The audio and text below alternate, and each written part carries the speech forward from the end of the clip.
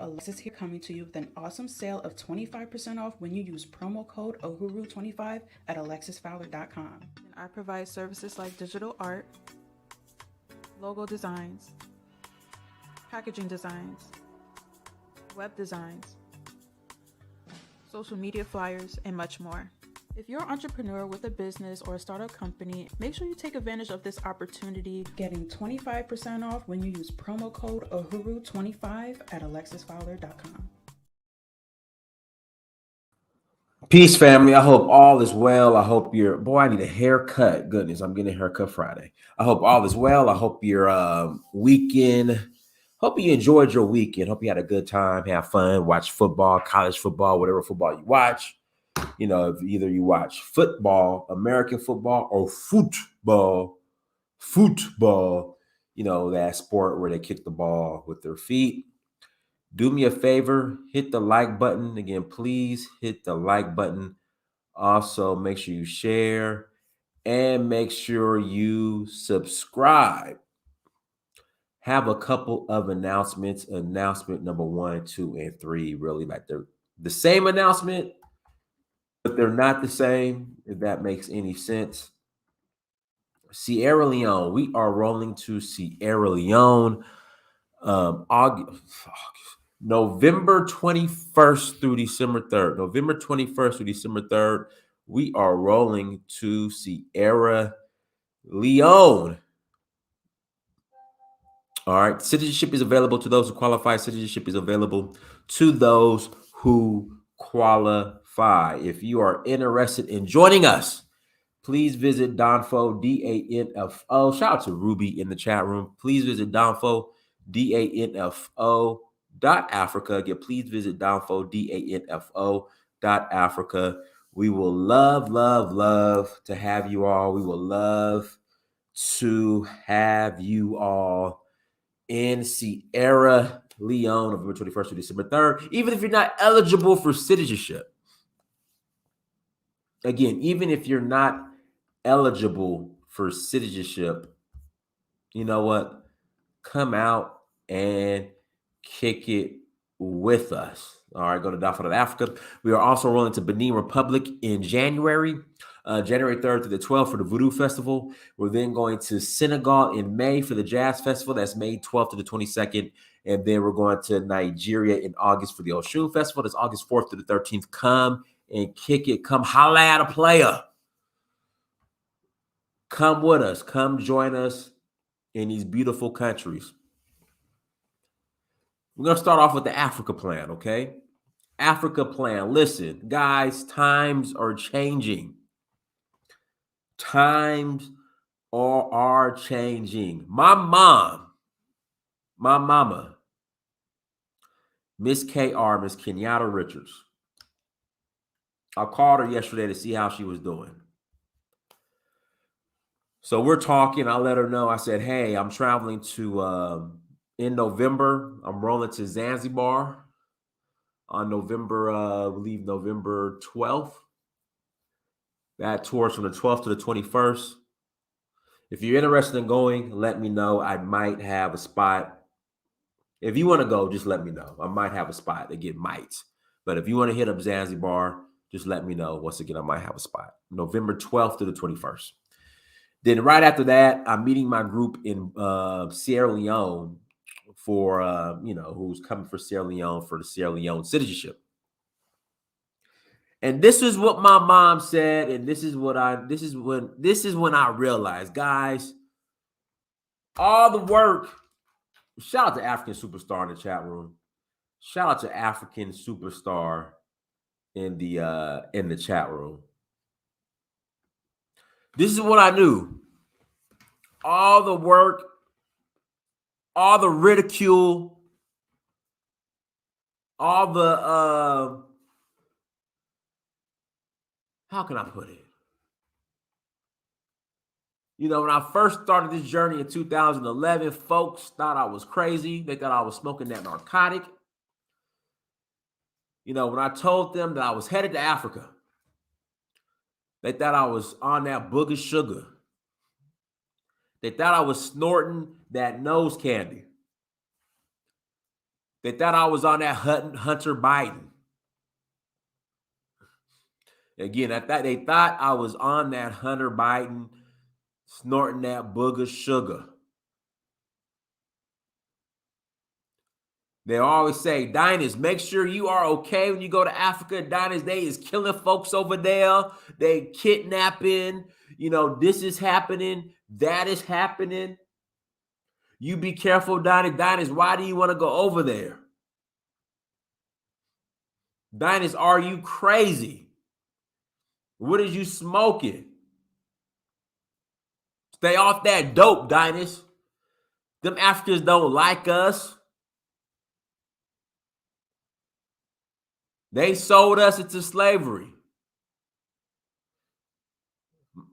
My great grandma and grandpa was sharecroppers in Mississippi. Why I want to go over there for? We were sharecroppers.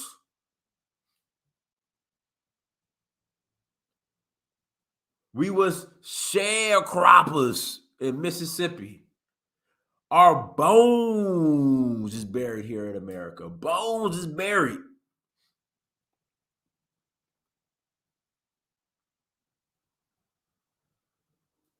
What else? Hold on, I'm not done yet. What else? At all the places you can go down is why you want to go to Africa. I didn't say, listen, have an Africa plan. Just have a backup, just in case something happens here. Just have a backup. This is what's going on in America. Have a backup. Why, Diners? Why? Our bones are buried here in America. My grandma was a sharecropper in Mississippi.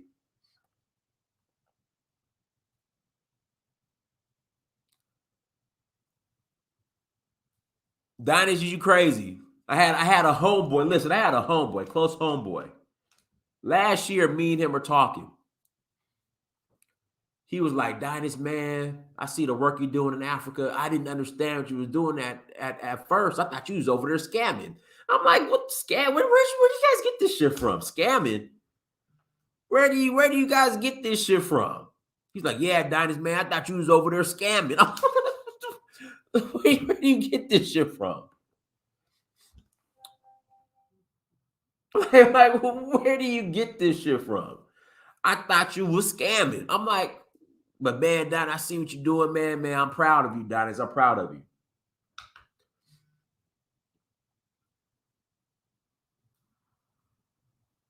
Diners, don't get kidnapped. Man, they got all them bugs in Africa. And I just say, man, listen, there's more bugs in Atlanta, Georgia during the summertime than ever I've been in Africa. All types of weird, crawly shit. Like I remember my house. I remember one night I walked outside the backyard. Hell of those water bugs were just running around. All types of just weird bugs. I saw a damn snake in the driveway. Just all types of weird shit.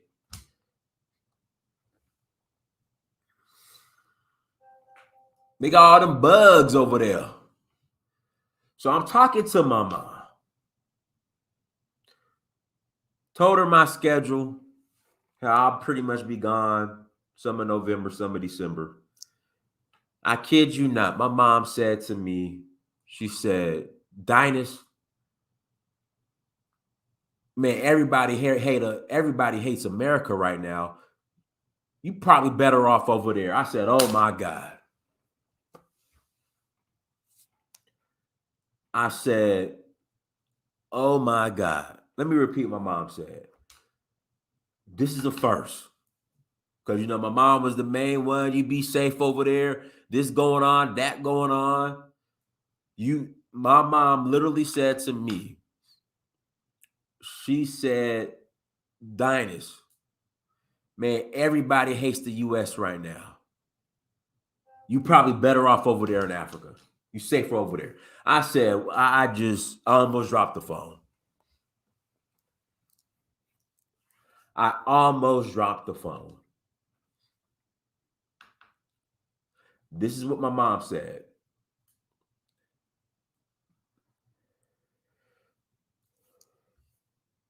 I almost dropped the phone.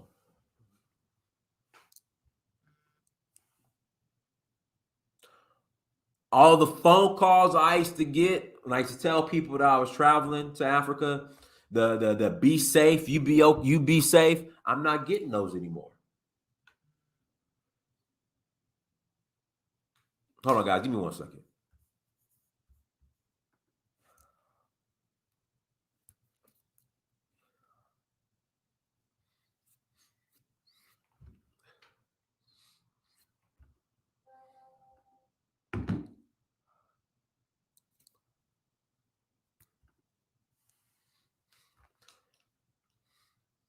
I'm not getting those anymore.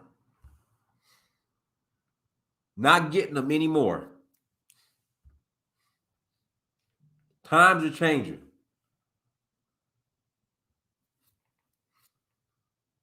Times are changing, you guys. Guys, give me 1 second.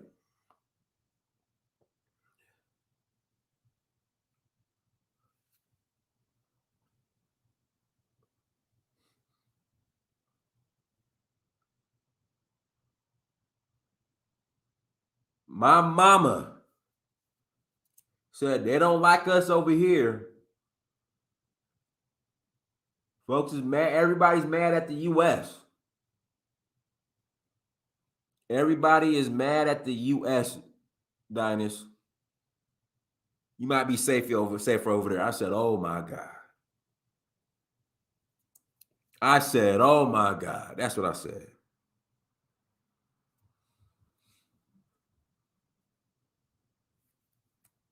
I said, oh my God. Times are changing. Times are changing. And I know a lot of you guys were offended by the choice of Africa. Somebody listen, just have a plan B. It could be anywhere. Because listen, I'm working on another citizenship, which will be altogether number 4. And my third in Africa. You know, I have Nigerian, I have Sierra Leonean, my American passport. I'm working on a third on the continent. Should know something here shortly. Then after that, I'll probably get one more colonizer passport. Yeah, I said it. I'm gonna get one more colonizer passport. That's what my friend said. Again, I'm gonna get. Don't judge me. I'm gonna get one more colonizer passport citizenship. I'm gonna work on that. Somewhere in Southern Europe. I'm just keeping it real. I'm gonna get guys. Hit the like button. Hit that like button.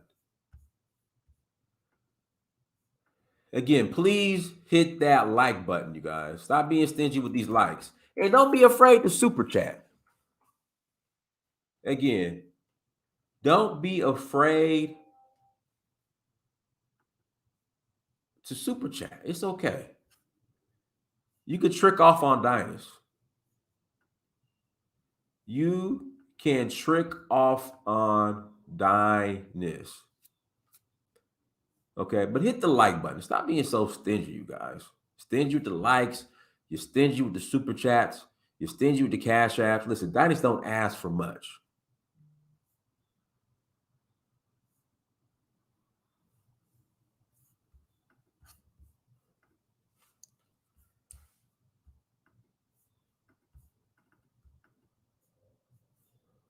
Diners don't ask for much. I can't right now. I can't give you a hint. I mean, some people know. Some people know, but I am working on a third one, and it should be. I should know something here soon. I should know something here soon. Again, I'm working on a third one. I should know something here soon. And after that, I'm gonna get one more colonizer passport somewhere in Southern Europe where the weather isn't that bad. Because you know they have all these citizenship by investment programs in the Caribbean, but I don't like. I need to be over there. Like I want to be able to. The reason why I said somewhere in Southern Europe, nice weather's decent, and I always could catch. Shout out to AJ Niger. This brother's coming. AJ, this is gonna be AJ's third tour with me. So AJ's coming to Zanzibar with me. And Tyler, I know you wanted to come to Zanzibar. You still can, Tyler. I'll make room for you, Tyler. Tyler Tukes. Is Israel considered Southern Europe? I don't know. At now, Portuguese, Spanish, maybe Italian. Yeah, warm. You're warm. You're warm. But AJ Niger's been on. This is going to be his third tour. He's rolling to Zanzibar with us. You know, we're going to have fun in Zanzibar in November, early November. But after that, we're going to Sierra Leone. Definitely not. It's definitely not Israel. No, you can have the Middle East. You know, the Hebrews, the Black Hebrews, the Hebrews in general, the Muslims, Christians. Y'all can have the Middle East. No problem. That's all you guys. Y'all can have the Middle East. You can find me somewhere in West Africa and maybe Southern Europe. But right now, we're working on, I'm not fighting for the IDF. No, I'm good. Well, hold on. What's his name? I know Amari Stoudemire didn't fight for the IDF. Amari Stoudemire has his Israeli passport, but I know he ain't fighting no IDF. But I'm good. You can have that.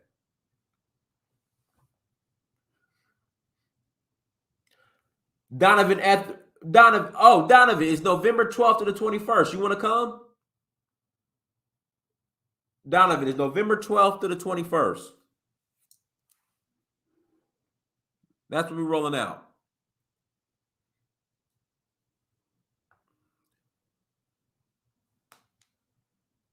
November 12th to the 21st. Leaving out of JFK. But like I said, I'm going to get one more colonizer passport. One more. Don't judge me. I'm going to get one more colonizer passport. I already got one, my American passport. But I'm going to get one more colonizer passport in Southern Europe. So you should be able to read between the lines. After that, I'm done. I'm not doing... See, I want to be able to be on that side of the world so I could catch... I'll be back in Senegal. I might be back in December. If not December, it won't be to May. Or maybe April of next. No, for sure May of next year. That's when I'll be back in Senegal. Might be sooner. But yeah, I'm going to get one more colonizer passport on that side of the world. On that side of the Atlantic. It's going to be Southern Europe where the weather is nice.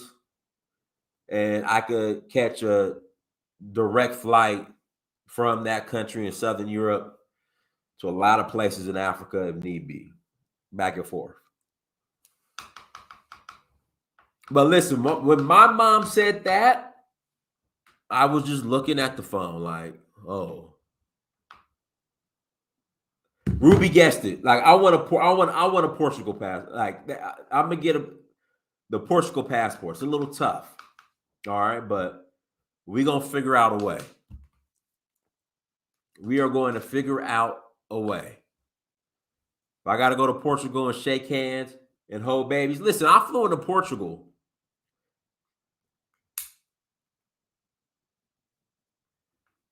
Sis, guys, tell your mom to come to Africa with me. But I was in Portugal back in August.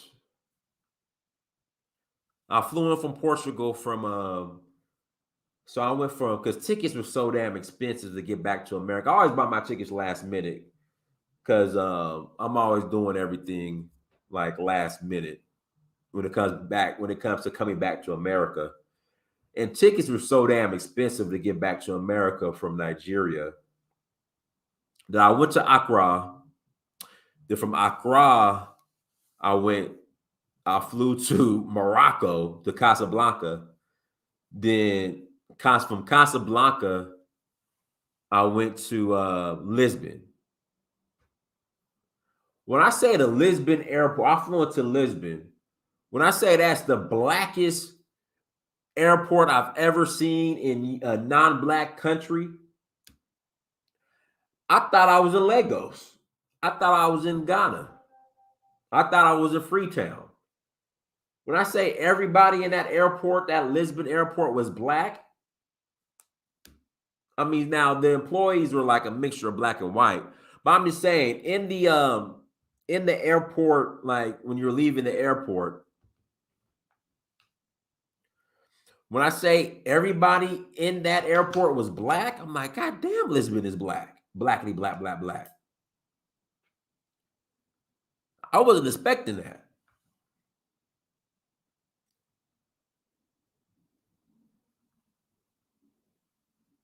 Like, I wasn't expecting the Lisbon airport to be that black.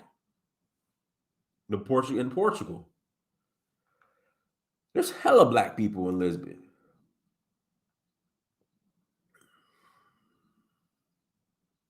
I was like, shit.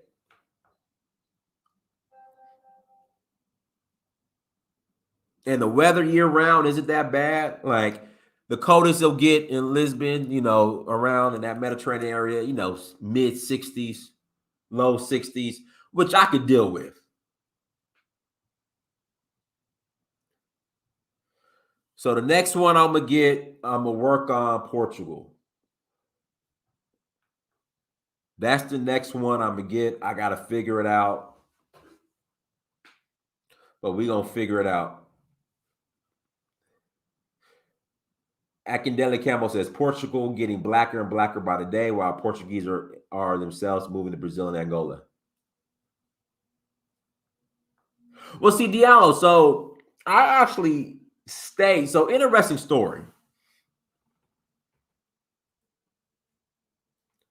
I'm working on that too, Moshi. Diallo, it's interesting. So I'm gonna tell you a story. So when I flew from Casablanca to Lisbon, like where I sat, there was a lady and her son, had autism. So I helped, and she's from Cape Verde, which Cape Verde used to be a Portuguese colony as well. So I was helping out, like he had autism. At first, I thought he was just a badass little boy, but he had autism. And they said, "Oh, he has autism." I'm like, "Oh, okay." So I was helping her out on the flight from Casablanca to Lisbon, helping her out, helping him out, keeping him under control. So we get off the plane. She's like, "Where are you staying?" I was like, I gotta find a hotel. She's like, no. You come stay with us. So I went and stayed with them, and I stayed in the outskirts. And they had a cool ass, like the outskirts. It was a nice apartment. It was a very nice apartment.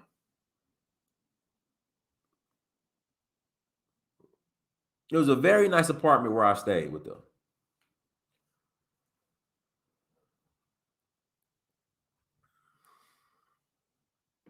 So yeah, I like Lisbon. So I'll get that colonizer passport.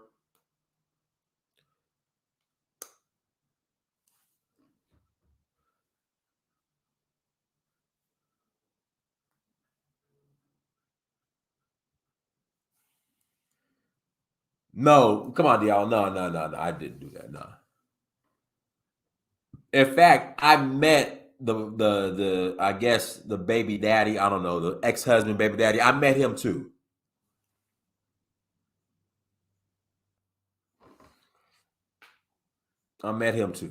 I didn't.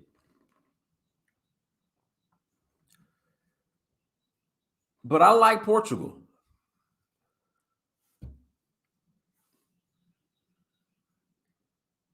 You coming with us to Nigeria, all gas, no brakes?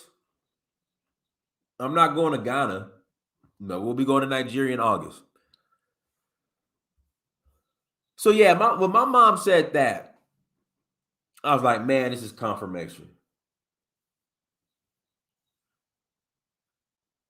I said, this is confirmation. My mom told me that yesterday. I said,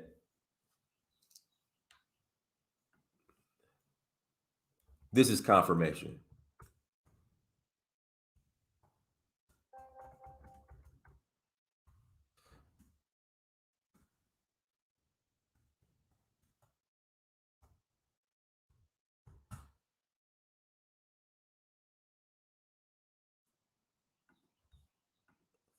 So yeah.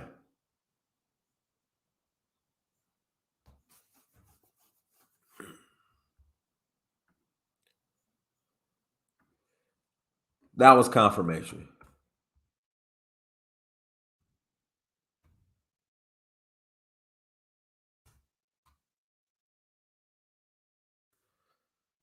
So, what's the brother's name? He came on the show yesterday. What's his name? He stays in Nigeria.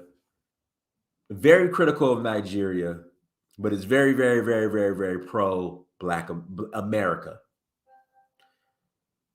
He's had a change of heart. I can't think of his name. Jonathan Hill. No, not Jonathan Hill. What's Jonathan's name? Not Jonathan Hill. I can't think of his name. Anyways, he came on the show yesterday. I guess he went back to the Bay Area, which is, you guys know the Bay Area is. It's like San Francisco, Oakland, like that's Richmond. That's considered the Bay Area, Union City. I grew up in Sacramento, which is like an hour and a half from the Bay. He was like, man, the Bay Area is trash. And he was talking so bad about America in the Bay Area, like me and Philip Lizzie were shocked. We're like, hold on, this is a 180. And if you guys don't know what's going on in the Bay Area, it's just all types of crime. You got Starbucks, Target, you got all these flagship stores are getting out of San Francisco, leaving the Bay Area because of the crime. You have so many car break-ins now to the point where they're telling people when you park your car, and this is also coming from the rental companies, to leave your windows rolled down and leave your trunk open so people won't break your windows. That is what people are telling you now. That's what they are saying now. Even the rental car companies. Yeah, Bay Area is trash. People defecating in the street, peeing in the street, the homeless issues out of control, crimes out of control. It's trash. Like literally, he said that the rental car company told him that just when he parks his car, leave the windows down, doors unlocked, trunk open, so people won't break the windows. It has gotten to that point.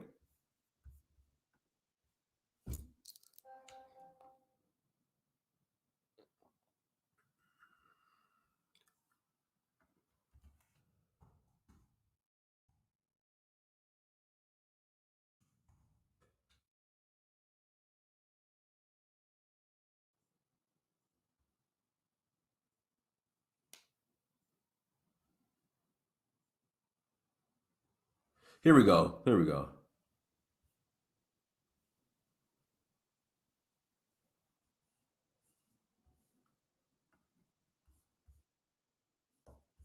Let's take a look at this real quick.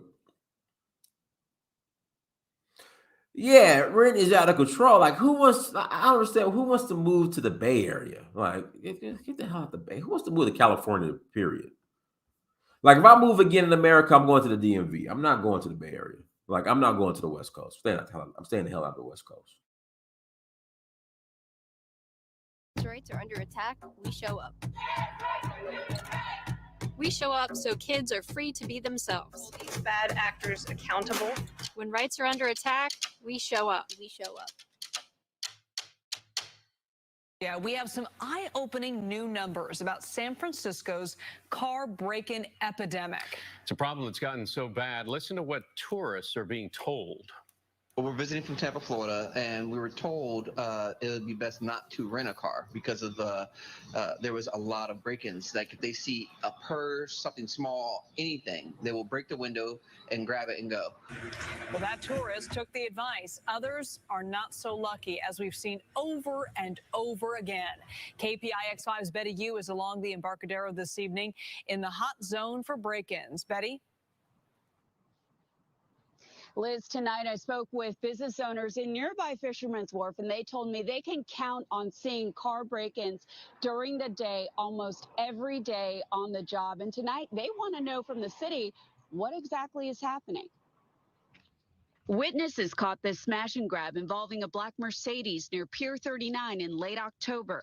The victim, who was visiting from Miami, told me he and his friend lost $8,000 worth of photography and hiking gear.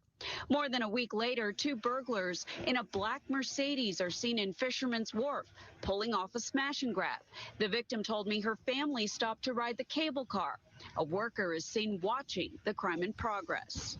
I'm so glad that we were advised not to, warned about that. This couple from Tampa is relying on walking and ride shares. The hotel manager had talked to us and asked us, where we're from and do we have a rental vehicle? And when we answered some of those questions, said no. He said, okay, that's good, and explained that there's a lot of thievery, especially with car break-ins in the area. Tampa Bay has seen its fair share, but it's kind of like not like this. No. Why do you think that is? I think it's because the people here are a little more easier on the rules and regulations here. We asked the DA about the rash of break-ins. The office said currently only about 2% of auto burglaries in San Francisco result in an arrest, and we have prosecuted the overwhelming majority of those auto burglary cases. SFPD did not respond to repeated requests for comment. Clearance rates show that this year the department cleared 3.5% of larceny cases, which includes car burglaries, in the Central District, which covers the city's hottest tourist spots. Prior to Boudin taking office, the department cleared 9% in the same time period. And we should note that today we learned that the DA Boudin will face a recall election in June of 2022. Liz? Yeah, it's just gotten crazy out there. Betty, has the city taken any other actions of its own? Well, we learned about 3 weeks ago from the mayor that they do have a cash reward system for information that will lead to the conviction of the crime ringleaders behind these auto burglaries. And so far, one witness I spoke to says she definitely plans to pass that video on to the mayor's office. It's just amazing how brazen these thieves are. It's incredible. Oh, yeah. And all of these are in broad daylight, most of them. Yeah, not worried about getting caught at all. All right, Betty, thank you. Do you think strength is a gift? It's not. Everything you've seen me do was made possible by what you don't see.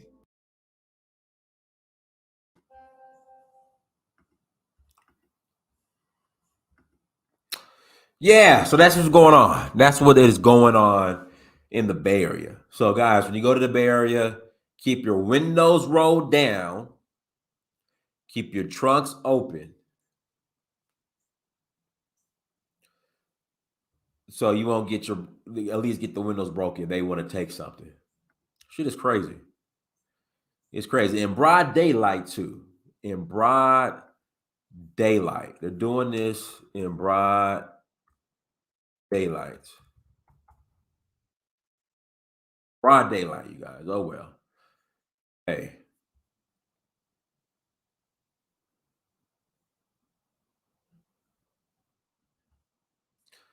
It is what it is, man. It's unfortunate. For the victims, it's unfortunate, but you know, when you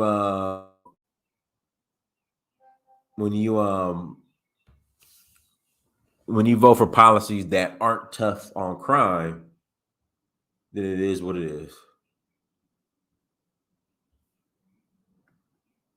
And as the city grapples Here we go.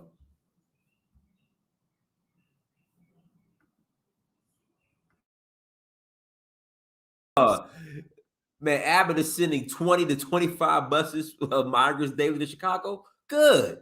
I am in full support of it. This is what you guys voted for. You know what? Most say, listen, I'm gonna do a separate show after this on this right here. And I brought this up to my good friend. I said, all these, do you notice that all of these cities with these illegal immigration issues are operated by Black leadership? He didn't have an answer for me. You look at New York at Eric Adams. You look at Chicago, I think, what's his name? Eric Johnson. That all of these cities with these immigration issues, all Black leadership. I don't blame Abbott, man. Send them up there. 25 a day. Man, good for Abbott. Hey, they're a sanctuary city. This is what they voted for. And while Trump was in office, when Trump was using the same rhetoric and doing similar things, it was racist and xenophobic, and you know what they were saying about Trump. But now that Eric Adams is saying it and saying that, oh, New York is going to be destroyed because of this migrant issue, it's no problem. But yeah, man, listen, Abbott is a savage. Abbott keeps sending them 20, he said 25 a day. Man, Abbott, keep doing it. Chicago is a sanctuary city. Chicago prided itself on being a sanctuary city. So therefore, be a sanctuary city. 25 buses with migrants daily.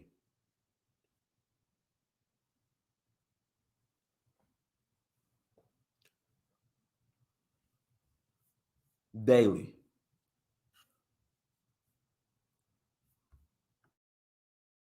Dong, as a traditional Chinese medicine chef and food therapist. Zulia, go ahead. I'll make this brief, brother, man. I'm tired from work. I'm gonna go to sleep. I'm in the UK. It's about my bedtime, man. Long day at work. But what I want to know is, man, why there's so many continental African migrants trying to break into the USA, break into Europe in thousands per day? You know, what's going on, man? Why are these people trying to leave the motherland so bad? I just think they don't see opportunity in the motherland. I mean, just to be honest. But what they have to understand is, and really not so much America. Like if you're an African immigrant and you're trying to get out of Africa, and if you want to bum rush somebody's border, bum rush the American border. These other Southern European countries, they're not playing. Morocco's not European, but these other Southern European countries, they're not playing. Like, it's just as a man, another group of men are not going to allow you to bum rush their borders. But it's opportunity. It's opportunity. And I'm gonna tell you a true story. When I was in Gambia, like the little boats they be catching to go from like Gambia, Senegal to Portugal and Italy, I caught one of them boats just to go from, I don't know if you're familiar with Gambia, but when you come, I forgot the name, like when you cross the Gambian border, like I forgot the name of the city, but you have to catch a ferry to Banjul. Kind of like similar to the way you catch a ferry from when you come to Lungwe in Sierra Leone to the mainland Freetown. With Banjul, with Gambia, it's the same way. So I remember I get there, and the ferry only runs like once an hour or once an hour and a half, something like that. So I get there. I'm like, listen, I don't want to wait for the ferry. They're like, okay, no problem. You can catch a boat, like a boat. So I said, okay. So they take me to this boat, this little wooden canoe with a little motor on it. And I'm like, okay, there's not going to be a lot of us on here, right? And they were like, no, son, no. Not too many people. So I get on the boat. I'm waiting. I'm like, all right, can we go? I'm like, we're going soon. We're going soon. Then here comes the bum rush. Man, they had us packed on that little wooden boat like sardines. And boy, I was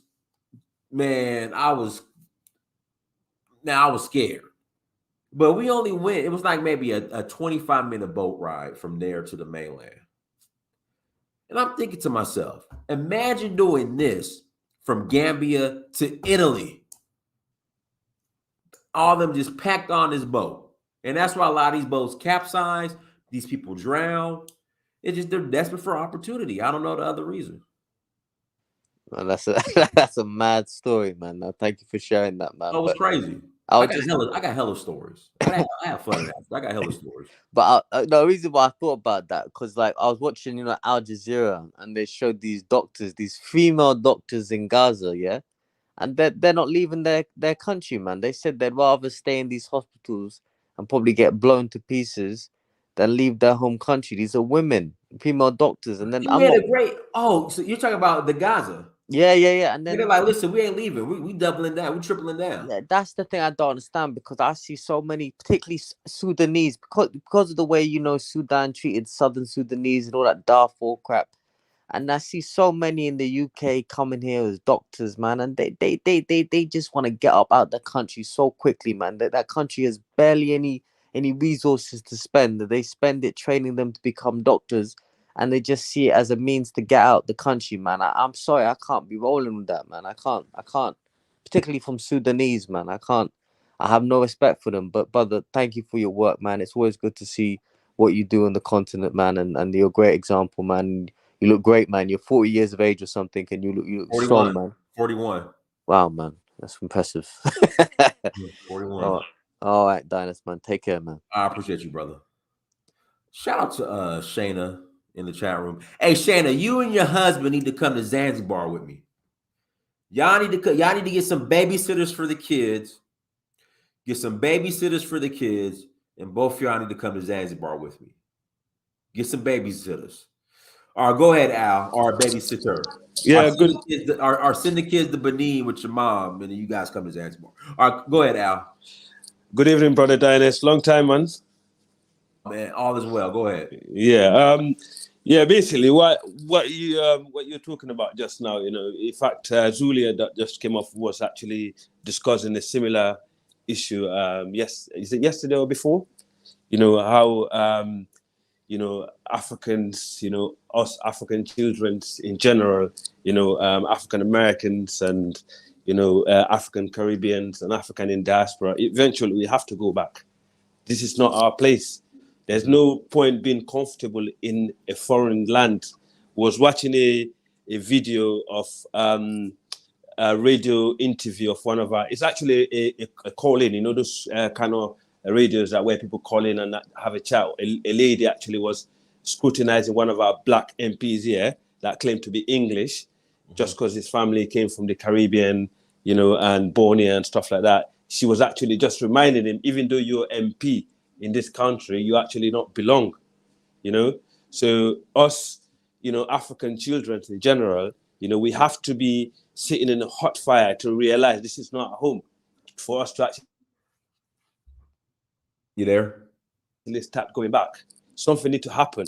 But I think they're still waiting for that. It's happening slowly. Like looking at what happened in Chicago. Right now, if you go there now, you give some of those people option, to leave that place and go to Africa. You actually take them to Africa one day and show them, and you bring them back to that ghetto. I guarantee you they'll be looking for your phone number to want to go back to Africa. Right.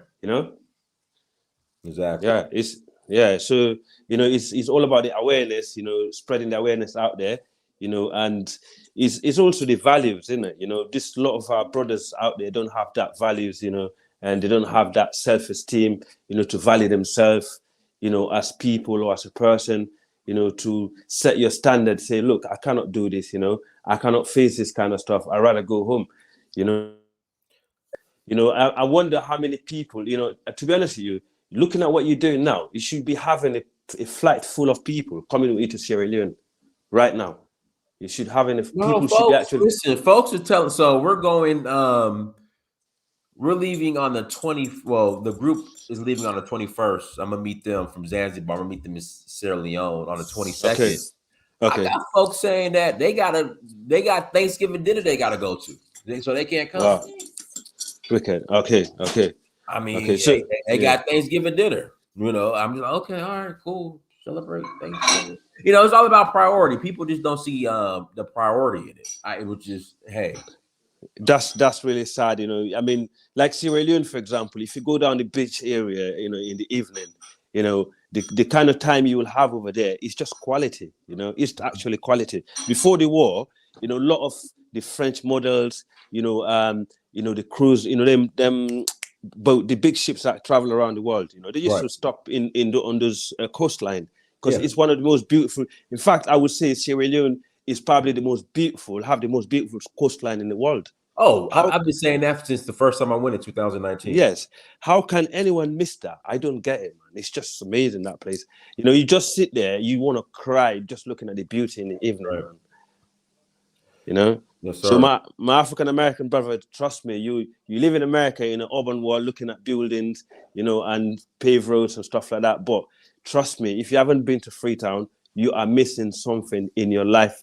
You're missing something you haven't seen. I don't think you ever see anywhere in the world unless you go to that part of the world in the Freetown Peninsula. I'll let someone else come in, Dennis. Yes, sir. I agree. Go ahead, Diallo. Yo, what's up? What's going on, man? What's up, bro? Hey, Al, man, you talking about Freetown? You got to tell them how the women out there look. Never mind. Beautiful, beautiful. Yo, the funny thing is with the immigration, right? Like, you know, that's like a whole racket. Like they charging between, at least from Guinea, like $8,000 to I think $14,000 just to get on just to get on a wooden boat. And nah. This is to take airplanes to get to Nicaragua or wherever, and then. Oh, okay. Yeah, so that's a racket. So I got two. I guess they will be my nephews. They're brothers, but they got different mothers. So, you know, they kind of got that thing going on. But both of them came right after each other to the U.S. and they didn't each know they were coming, right? And they ended up at their older brother's house in the U.S. Mm-hmm. And the funny thing is, imagine let's just say $20,000 that their family spent to get them here. Imagine if they worked together with that $20,000 and did a business over there. Right. Like, I know somebody that got like 5 or 6 people that came that way staying in their house. You're talking about damn near $100,000 that people spent just to get their family to the U.S. Right. And the sad part is they want to claim asylum, but these people ain't getting persecuted. Oh, you already know. That you already know. Yeah. You know what I'm saying? Like, they're not getting persecuted. And some of them, they have sick family members. They'll never see them again because once they get here, you can't travel nowhere. You know, these people are sitting in the house all day for a year with nothing to do. And honestly, a lot of their family members are fed up with it. I mean, this is the U.S. This ain't Africa where you got people sitting around all day. You could give them some money to go run and put some credit on your phone to buy you some orange credit. Like, people got to go to work every day, you know? So you got a whole 2, 3, 4 other mouths to feed, let alone with your family. I mean, it's a big burden on the people that are here. I mean, some people are losing, you know, their husbands. Like, I know a story of a lady that helped moved her friend into her house with a husband. Her husband left her with her friend that she moved in the house. Oh, wow. You know what I'm saying? So this stuff is really, really bad. And the unfortunate part is they don't want to work together, because if they did, they could take all that money that's spent, you know, putting in these smugglers' hands into these other economies and build their own economy. That look like that's the hustle, the smuggle game. That seems like that's the hustle right there, bro. People are pouring in like nothing, bro. Like I mean, I know somebody. They were like their brother. They went to stay with their brother. The brother gave him 30 days and kicked them out. You know what I'm saying? He was like, I can't take care of you. You know what I'm saying? Like, I can't take care of you. And that's the thing. A lot of these people, when we that are over here tell them how it is over here, they think you're lying to them. They think that you don't want them to have the success that you have. Right. Right. So they think that, okay, nah, money's easy to get over there. Once they come over here and they realize the reality, then they really see what time it is. Oh, I see what you were talking about. Right. What did he explain how it is getting through the that Mexico US border? Nah, I haven't talked to him yet.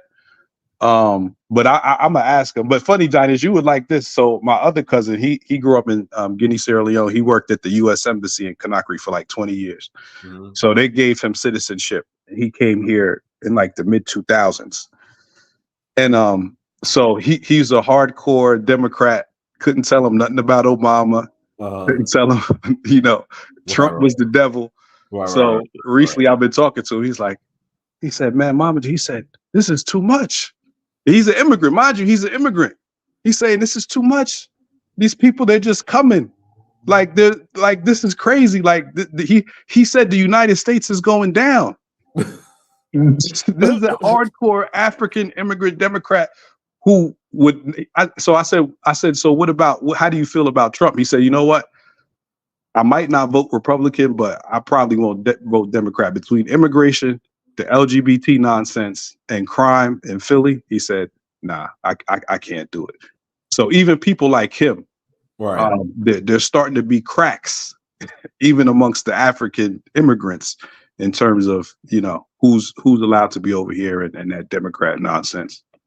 Hey, I want to give a shout out to Rodney. Rodney, thank you so much for the oh shit! Shout out to okay, this is hot. A shout out to Rodney. Rodney, thank you for the $10 holla. I appreciate it, Rodney. Thank you for the $10 holla, brother. I appreciate it. All right, go ahead. America's First Rifleman. Go ahead. Yeah, thank you, Dynast. Good show as always. Yeah, the only thing I really wanted to say is your comments saying, the Southern European countries ain't playing. I'm trying to tell every African I come across, you have to be politically astute in a rudimentary, know something about these countries, because I think a lot of these folks, they hear stories. They obviously they're at the lower end of the totem pole where they come from, but it's just like there's no way people didn't hear about what happened in Soweto a few months ago, and they're still going there. So I just don't really. I just like we just have to be more politically sound, because it could save your life, literally save your life. So, and then also too, don't vote for Democrats to get replaced and all that. So it's just real crazy, Dynast. So it's just. Obviously you're a better messenger than me, but it's just like y'all gotta know these governments, because they're not like Sweden, they're not like Germany, where they just literally put a red carpet out for you. You know what I'm saying? Even then, they treat you worse than other races. Dealing with immigration. So I don't know. And that brother, what he said before and what you said before, it's like kind of a good amount of these people, it makes more sense for them to stay, or if they're spending money to get smuggled into the West, they're better off, doing something with that. So yeah, it's pretty sad. Diallo, so my question, Diallo, is where did they get this money from? Well, the problem is I mean, people, they have family over here, like those two brothers. One sister's in the UK. She sent money for one brother, and then the other brother's in US, so he sent money for the other brother. So they have people that live here. There's plenty of Africans that have family that live here that can get them here. It's just it's always just difficult to actually get a visa legally. That's the issue. It's not the money. Yeah, I kind of noticed Guinea, they do struggle a lot to get visa, and I don't know why. Well, I can tell why, because of the kind of government that they have, and the history of it as well. Because basically, the more people that go to America don't come back, the less visa they will offer to that country. But there are a lot of legal ways you can actually go into America. A lot of my family have exploited that, arena where they manage to get a lot of people into America legally. So I don't know, maybe it's country to country basis, And as you're saying, as you and American First Riflemen were saying earlier, and Diallo, basically what Africans don't know, that money that they spend to come to the West, like 20,000, 50,000, 100,000. With that money, they can actually, make more money in Africa doing business or setting up something in Africa, only if they advise them. Because I know people in the UK that spend about 20 grand to come here 10 years ago. Like today, if you ask them for a grand, they don't have it. Right, and that's my point. Like, how do they get the money in the first place? Even when they're over here, the families, because like you said, you ask for a grand, they ain't got it. Most of the time, it's family from Africa and family from the country where they go into. They're the one that contributes towards their journey.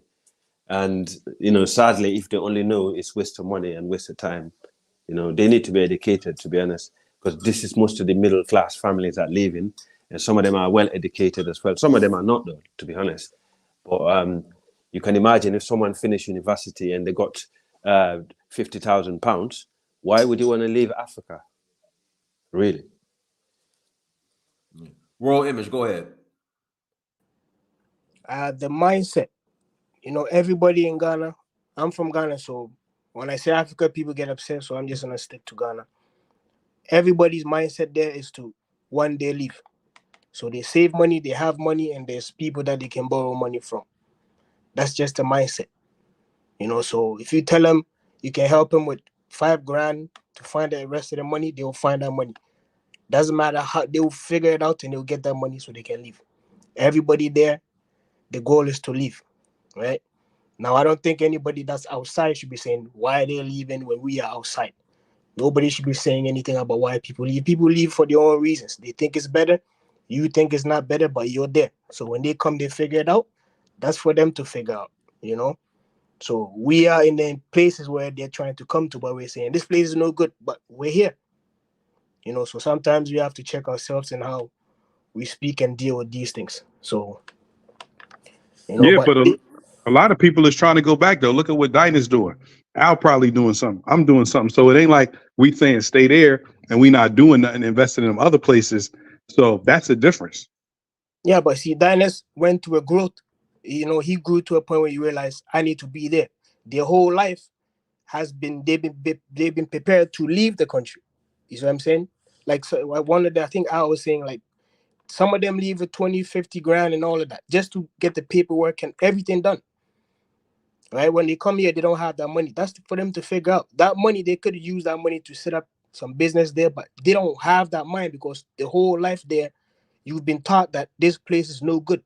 Right? When you believe what you have is no good, you're never going to take care of it. That's the mindset. They don't know that. They don't believe they have anything good there. Right? So the education needs to change. How they speak to themselves needs to change. How we deal with each other everything needs to change. Doesn't matter what you give them, they're not going to take care of it. Like in Ghana, there's a lot of people that are saying the white people need to come back and colonize and do all of this because they will fix it. There's the elders have been saying, the white people need to come bring the bulldozers and put everybody in the dirt and kill all of us and use us for fertilizer because we're useless. You see what I'm saying? That's the mindset. There's no positive imagery of self. You see what I'm saying? So I disagree with that. And also the one thing I agree with that, we need to change our mindset towards the way we treat each other. That's true. I mean, looking at you to start with the country where you come from, Ghana, where you have a massive campaign of, of the return 2019 return home of African Americans, and they only for them to come to Ghana and buy lands and property, and build houses years later to be told the land is not theirs. That's not a good example of African. If you're buying something, but that's not a good example of. Or that's not a good start. If you want to convince your African American brothers and sisters to come and invest, you don't buy land from government. You see. Things were not put in place to make it clear to these people that what they putting themselves into, because they're not from that country, they come in to actually invest and actually bring money and set up businesses and build in your country and bring in the foreign exchange. So your government duty and the civil services to actually civil society to make sure these people. It's not a government. It's not. See, the chiefs are. They're not government, but they are part of the government in kind of way. We all know that as African, because they do work together. They do coordinate. No, they're not. They do coordinate, of course they do, because the Listen. government, the chief, listen, right? The land is belong to the chief. That's true. Yeah. Yeah. But if a chief is going to sell the land, right, and legally, obviously that person that they sold the land to, you know, it's going to go to the government, right? So that means the chief and that person that bought the land will be dealing with the government. Listen. So there's no beating around the bush. Ghana, if you want to buy land in Ghana, it has nothing to do with government. Okay, so that's a scam then, because if you are buying land from someone privately, hold on for a sec, right? That is a disaster. It's a recipe for disaster. Stop blaming people. You have to do your own research. Africa is not a place where everything is set up for you. You just go there, you speak, what's your name, what's your SIN number, what's your card, what's this, and it's not like that. When you go over there, you have to make sure you have everything in order. You know what it is you're trying to do. How do you know that, so? If you don't know, you don't go there. It's the same way there's certain neighborhoods you just don't go there because you don't know how the place runs. But that wasn't made clear to the people that are coming over, right? So you're actually coming back to my point. So but anyway, this is not why we talk. Anyway, let's move on to another. Let's move on to another topic. Anyway, no. Let's hold on, because again, you're making it seem like there's people there. What was the message to bring Black Americans or Black people from the diaspora home to Ghana? What was the message? What did they say? It's like kind of return home, to come back to your ancestral home, right? Yeah, to do what? To live, visit, invest, right?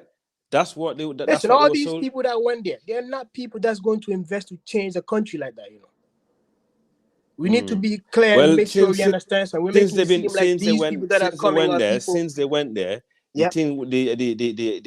exchange rate was quite good, and also things were going not good. I know a few people that have been there and setting up businesses, so you cannot dismiss that, right? So just by dismissing that, that's wrong anyway. No, I'm not dismissing. I'm just saying you're making it seem like the people that went there are people that's going to transform the economy. These are regular people. Not only in a way they will, because if you have a lot of tourists going over there spending money, that will help your currency, right? Because at the moment the country is bankrupt anyway. Listen, and Jamaica is on a different... I am not from Jamaica. I'm not from Jamaica. I'm from Sierra Leone.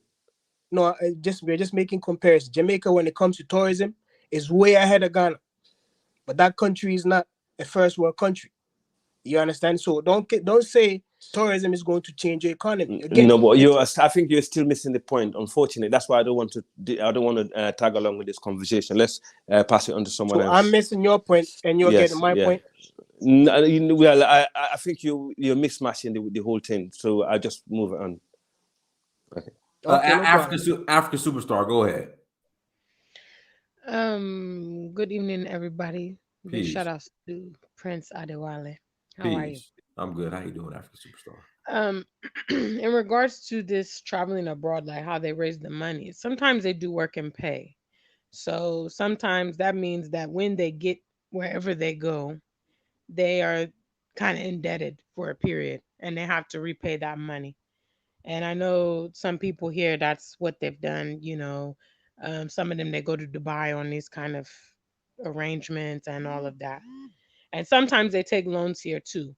They'll liquidate everything they have here, sell their land, sell their cars. I've heard stories of people, you know, shutting down their business, all kind of things to raise that money, because with the local currency, it's going to take so much local currency to equate to the pound or dollar, you know. So, you know, in some cases they've given everything to go abroad. So, you know, and I think that one of the leading causes, just from living in Ghana now for several years, is the mentality. You know, they are not entertaining the opportunities here. They don't even see them. They don't even acknowledge them, because for them, being abroad is a huge status symbol.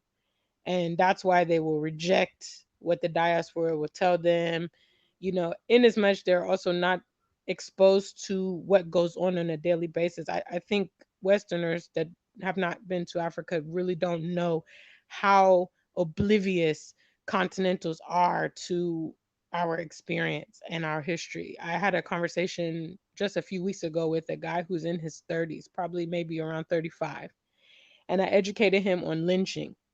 He never had heard of it. He had never heard of it, never seen it. I showed him images and he was like, "Are you serious?" So they just will hang them up on trees and display them like that. And I said yes, and it still happens now, not as frequently as it did in the past, but it still happens now. So like a lot of the trauma and the like heinous things we've been through, they have no clue. And so he said to me when I told him this, he said, and just imagine they come here and they frolic and have great holidays, and the average African man has no idea the kind of stuff that's happening over there, and none of this stuff gets on our news or radio shows. I said exactly.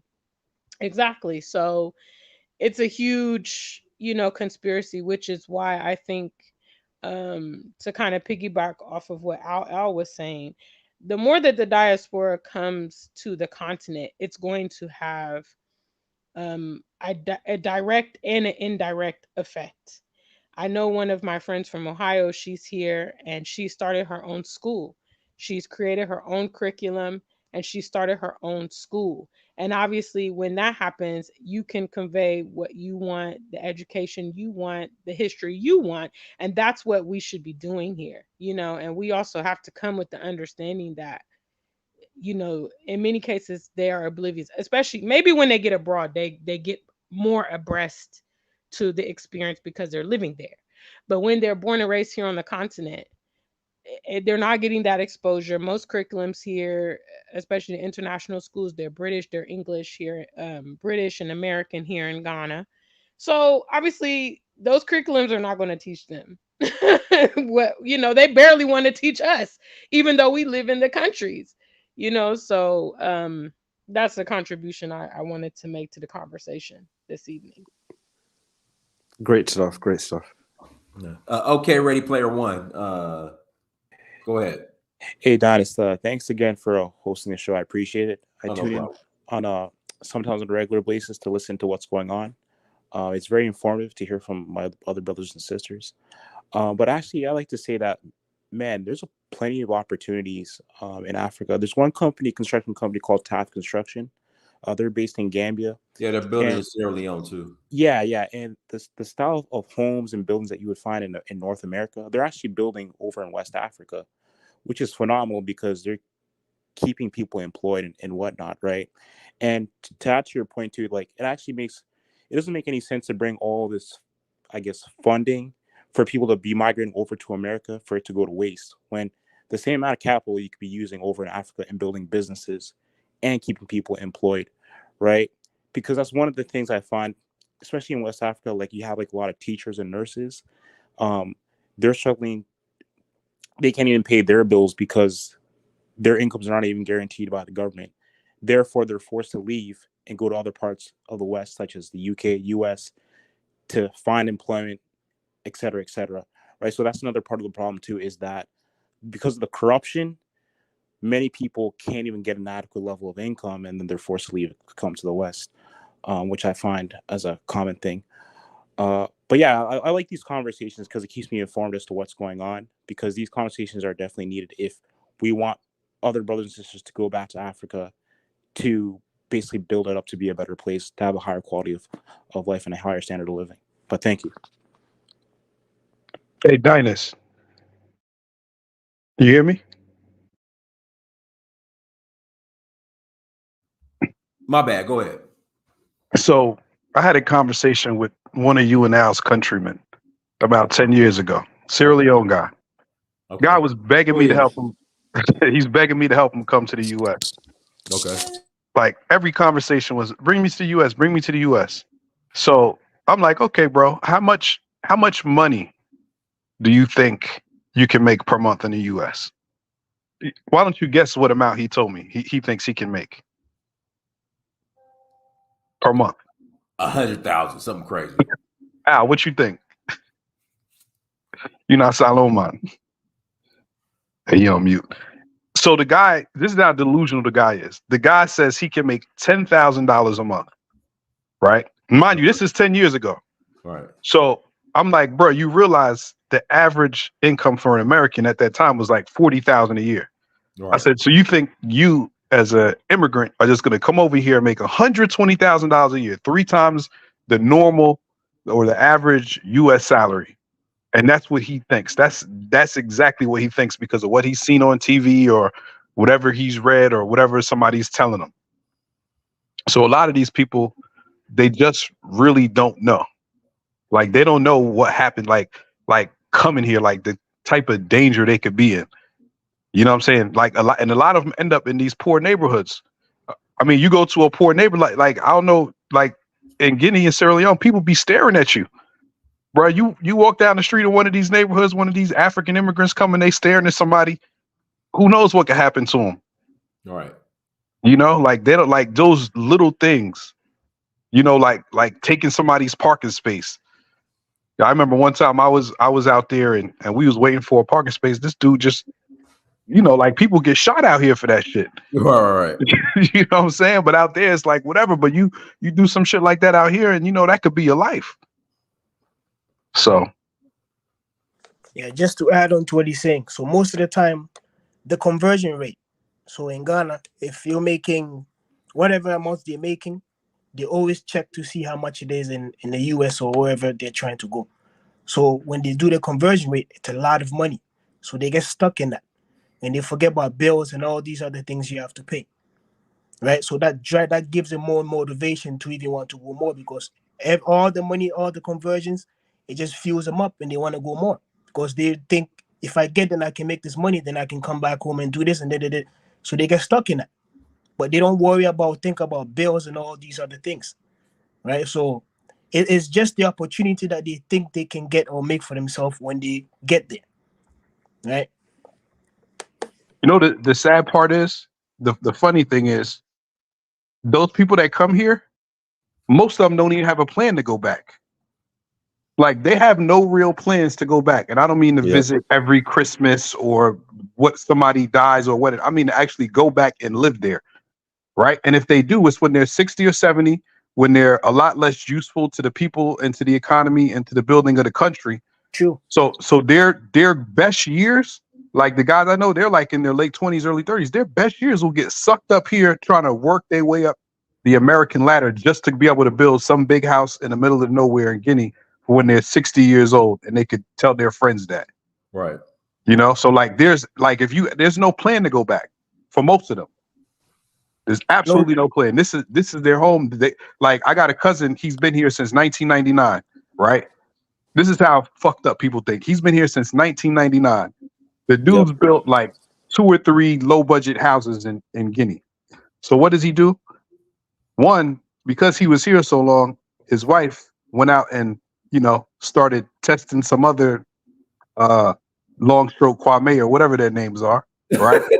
We're in Guinea. We're in Guinea. Yeah.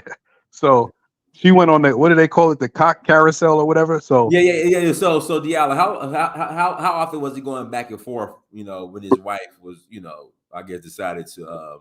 When she jumped off the boat, she probably like once a year, and then like for like 3 weeks or a month at a time. You know, so he has 3 kids. So he brings one of the daughters over here. Right now, he wants to bring his other 2 kids over here, but he's like a hardcore Fulani guy. Doesn't really mix with other people other than, you know, Guineans and maybe a few Sierra Leoneans and stuff like that. He owns absolutely nothing here, right? Like you're living here for 20 something years. You own absolutely nothing. You're building shanties back there in a place you obviously have, you know, you're not going back anytime soon, right? So like like these people always, they don't plan long term. They just think like, oh yeah, I'm gonna go back one day. But you're living here for 20 something years, bro. You living in a 1 bedroom with your mom, your daughter, and now your 2 brothers. When you could have been, you live in a cheap city, you could have bought a multi-family. You could have had something here and something there. So and then it's like, why are you bringing your kids here? Like it's crazy, bro. So what happened with the wife? Oh, that's the funny thing. So he never wanted to get the wife a visa to come here. So she married some dude in Europe, and then I see her with Louis Vuitton on and the shades, all up in Belgium and Brussels and Paris and shit in front of the Eiffel Tower. And it's like, you know. So she left But him. yeah, to piggyback on Diallo as well, the African migrants are a huge part of this misconception of, you know, the wealth in America as well. You know, in December time, the Borgas come home. That's what they're called, the foreigners that return back, the Borgas. And you should see the way they splash money head to toe in their designer clothes, buying cars, bringing iPhones for the whole family, and they're not telling them, hey, I've worked, overtime 7 days a week for the whole year to be able to come here and flex for 2-3 weeks. So because that's also been the rebuttal when I talk to people here and I explain to them, they always ask, well, why are you choosing Ghana, this and that? And I'm telling them the reality. And they're like, oh, I have a cousin in New York. He's doing it great. He's in Atlanta. They're driving Range Rovers. And it's like, okay, mate, it's not all. And then, also the Africans know here in Ghana, if you own a house or a car, you own that. There's not much financing for those kind of things. So people are buying those things abroad and then flexing them as if they own houses in America, as if they own cars and all this luxury stuff. So they also contribute to the smoke and mirrors. And then it's the diaspora who's coming, the American born, British born that's coming back say, hey, it's not really like that. Their families have also, some have tried to communicate to them, but I don't think adequately, because actions speak louder than words. And the facts that the Western born diaspora, the ones who are leading the way on this returning back home, while many of the African migrants sit back comfortably from their laptops and tell us what we should be doing in Africa, while they don't even contribute themselves, while they're not prepared to move back, while they're not prepared to invest. It's an oxymoron. So that's to add on to what Diallo was sharing. Go and let me read the super chat. Most Fest 99. Thank you for the $10 holla. In fact, hold on. Somebody, I already shouted out Rodney. And Flex Up, I think Flex Up as well. Yeah, peace, Dynast, love what you're doing and best success with your enterprise. To stay at it, brother. Thank you, brother. I appreciate the super chat. Go ahead, Jonathan. Jonathan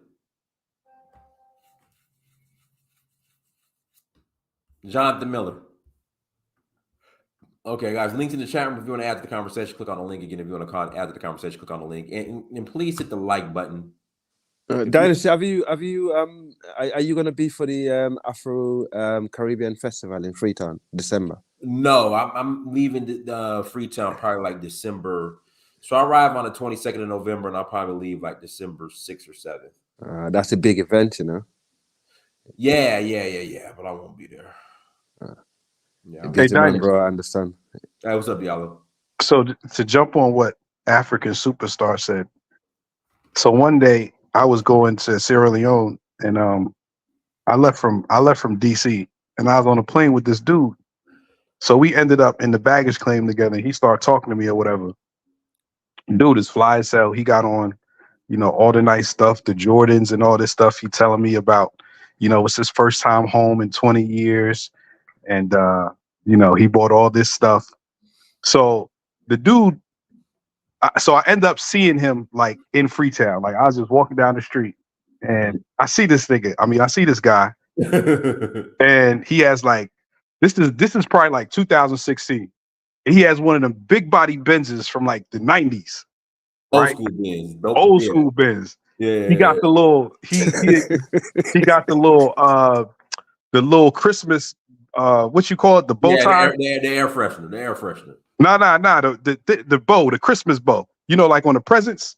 Yeah. So he got that on the grill of the car and shit.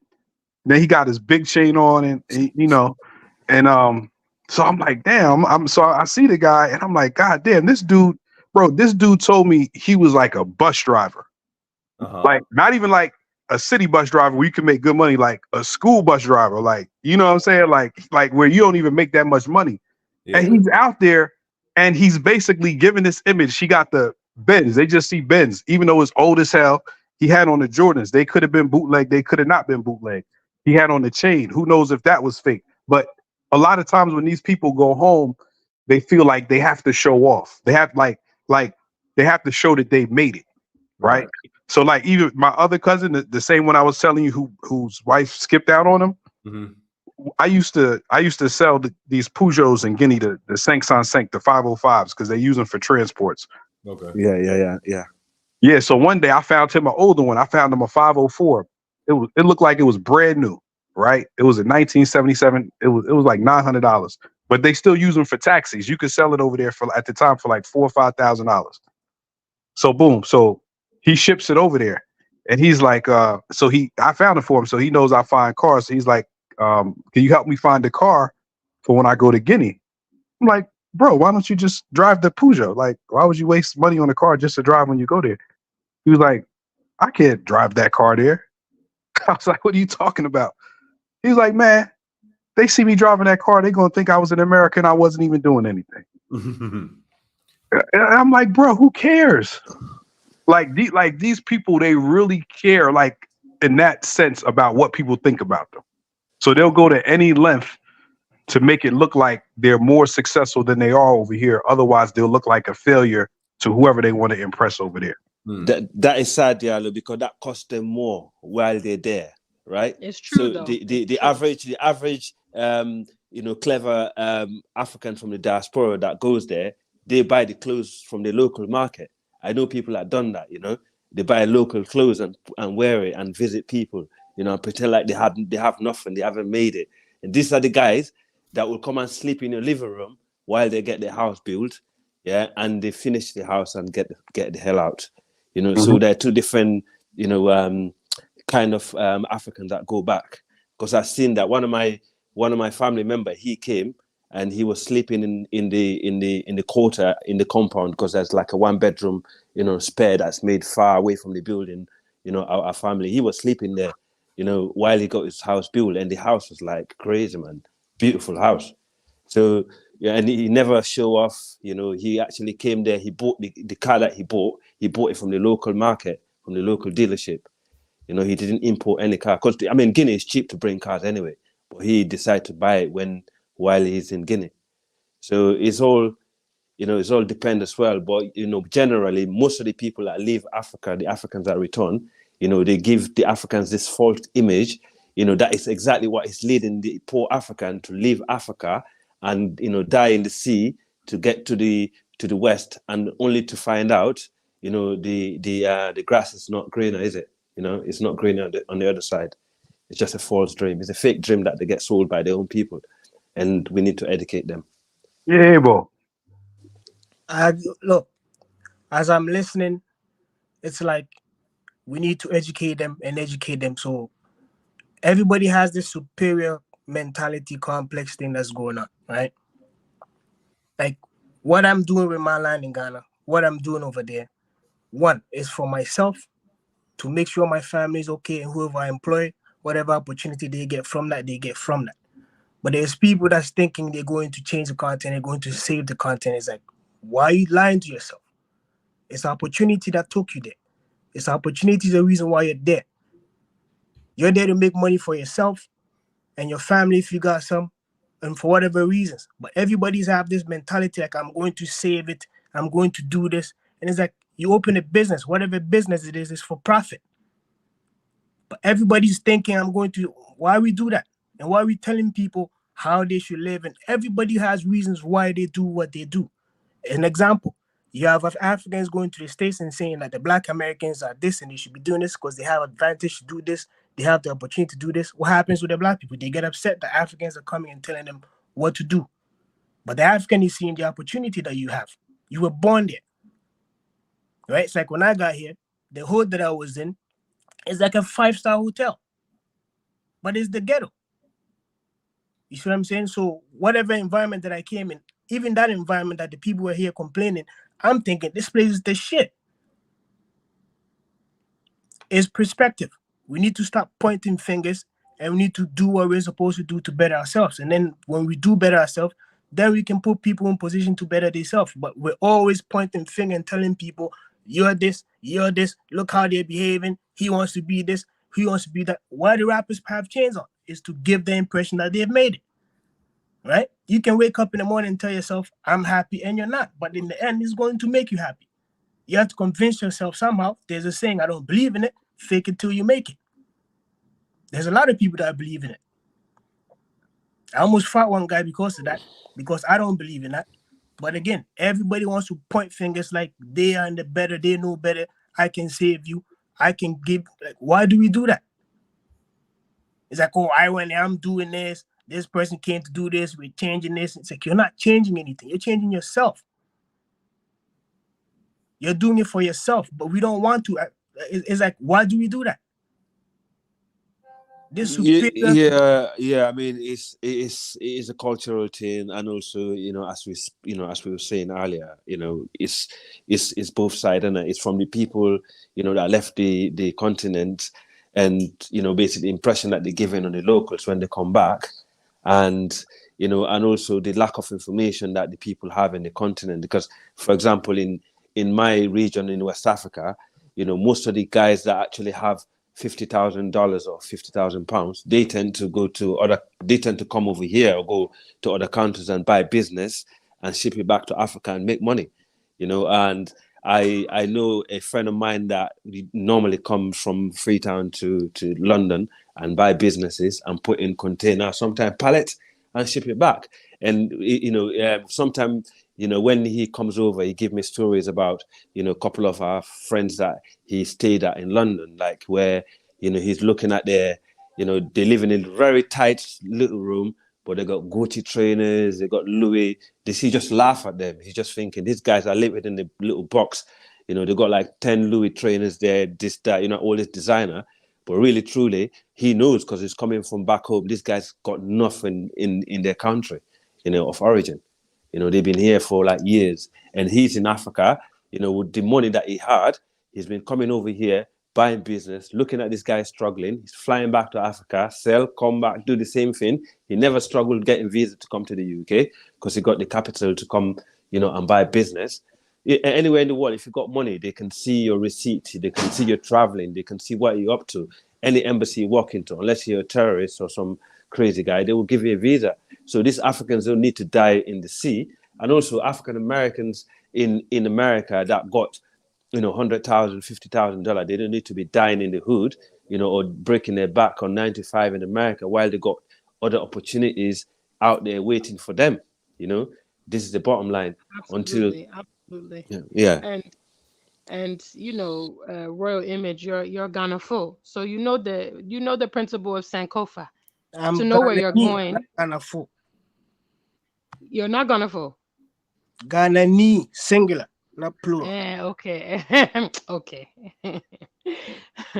But the principle about Sankofa. To know where you're going, you must know where you come from. And that's why it's important for us to share our experiences. In my personal case, it's not the issue of superiority. It's an issue of the information that has been withheld from either side of the coin. At the same time, they're promoting the West in Africa like it's the number one place to be.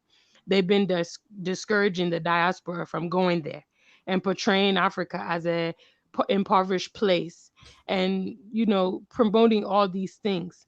And it's only been recently that we have been able to, begin to interact with each other to see the similarity, to see what has been neglected. So in my case, I think there will be people in Ghana that if they had a more realistic view of what is going on abroad, would they necessarily be willing to sell everything they have going? Some of them, they have jobs. Some of them, they're doing well. Some of them, they have properties. Or if you do choose to go abroad, it's about being educated. So okay, when I go there, I don't need to get caught in these credit systems. I only want to raise money to go back home. I have a short-term plan. It's all about strategy. But you can't be strategic if you don't know what you're getting into. True. And from my own perspective, I believe that you need the viable education to make an educated decision. There are definitely Western Blacks that will entertain Africa now that they know, which is why the year of return was so prolific, because many diasporans saw Africa, saw Ghana for the very first time. And once they saw what was available, they cultivated an interest. You see, so it is important that we share. I do agree with you. Some people have these superiority complexes. I see it here in Ghana. Some diasporans, they fraternize with each other. I always speak against all those things on my own personal channel. I interact with locals. I'm interested. I eat the local food. I'm learning tree. I do all these things because I'm interested in integrating properly. But we can't get around the bottom line about the smoke and mirrors. that have been given to us, and it's been given to us deliberately. True. So it's very important that we have these conversations. I think definitely Black men, I always go out of my way to talk to them about, do you know the precarious situation that Black men are in America right now? They're facing police brutality, incarceration, all these things. And you, as an African man, you may be faced with those things when you go abroad. Definitely, you need to know that before you go. Here in Ghana, they don't even talk about the mass shootings. There's been over 500 mass shootings in America. A Ghanaian leaving today will not have any clue about it, according to our media here. It's all deliberate. And I have a big issue with that. So we have to use our media channels to educate our people. And that's what we should be doing. Each one teach one. All these things are African problems. You know them. So it's not a matter of, having looking down on people. In many cases, like from my heart, Medo Ghana pa, Medo Ghana fopa. That's good. You understand? Mifiri Ghana. This is my home. I love this place. I'm very passionate about it. So what I come to do in peace. You understand? And that's been a long track record of that. So, but it's absolutely imperative we have these conversations. They will never tell our people here on the continent the reality. It's up to us to do it. If a diaspora is not having that conversation here in Ghana, is the white foreigner going to tell them? Is the Chinese going to tell them? Is the Lebanese going to tell them, hey, when you come to our country, we're going to mistreat you and you're going to face racism? I don't think any white or Lebanese or Chinese has ever told an African about that reality. But it's very real. African superstar, do you really think that they would care though? Because I know some of these people, you could tell them whatever and they still want to come Some of in. them don't. Some of them will, obviously they'll reject it. I think we've all had those conversations. But some of them are critical thinkers. And some of them, again, the information is important. I've even met people here in Ghana that they tell me, oh, I've been watching YouTube. They've mentioned Dynast, they've mentioned Wodamaya, or some of us that have platforms, and they're educating themselves abroad. I've met some guys that say they're not interested in traveling, and they've started trying to do their own things here. So it's about being educated, and I mean not educated in the fact that they are dumb and they can't comprehend, but the fact that they are ignorant to the reality abroad. So I think it's shifting through, and it's a process that will require patience. We have Black Americans on the other side that also reject Africa, reject everything. Like Dinah started this episode with him saying that his mom has finally started to acknowledge that maybe he's better off in Africa. And that took years. The brother's been doing it almost leading up to 10 years. He's been traveling in Africa, so there are Black Americans that also reject it. It's on both sides of the coin. 12, All I would 12, say to any 12, other person. 12. Oh, 12. Sorry. Yeah, that's why I said leading up to. I came to him in 2016. So, but I think the most powerful thing that we can do, the most powerful thing that we can ever show is our example. We don't even need to spend a lot of time debating sometimes. Our example will be, much more prolific to our peers and to those that discount us, to the diaspora that thinks there's nothing in Africa. When they see their peers going there, that's when they get interested. When they see us flourishing, when they see the beauty, when they see, our prospects, that's when they're interested. And so that's what we need to do. More of us need to take it upon ourselves. If we really believe in the things that we say, then we need to just provide an example. The rest will do the rest, so that's what I constantly strive to do. Just implement your plan. We have so many people that share our interests or support it verbally. But when it comes down to us actually making a movement, we'll be down in the dozens trying to get programs, trying to, raise funds, trying to do whatever. And so if more of us, even just, 10%, 5%, started to work on this bridge between the two of us, we have a lot of similarities, to build upon.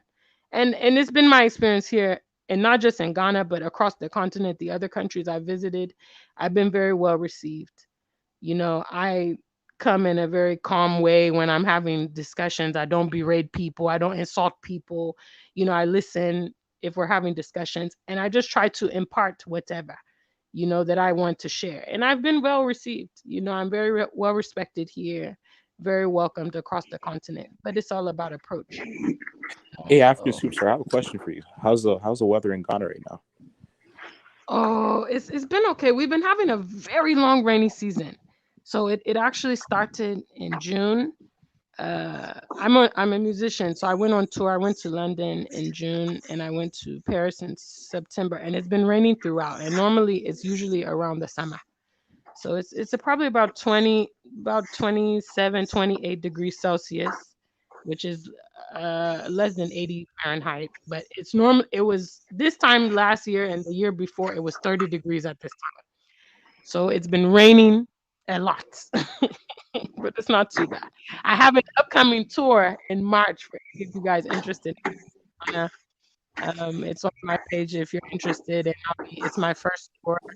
I'll be hosting during Ghana Independence Day, which is the 6th of March. So any of you that are curious of coming, it will be a great opportunity. Dynast is doing so many other countries, but he doesn't do Ghana. So for that one, you can He hates come on and Ghana. Dynast always hate on Ghana. I'm not. I was just in Ghana in August. You sure I was there for like overnight layover. I was in Ghana. he prefers other countries more. Yeah, but yeah, I but can when he comes, you don't be show Ghana.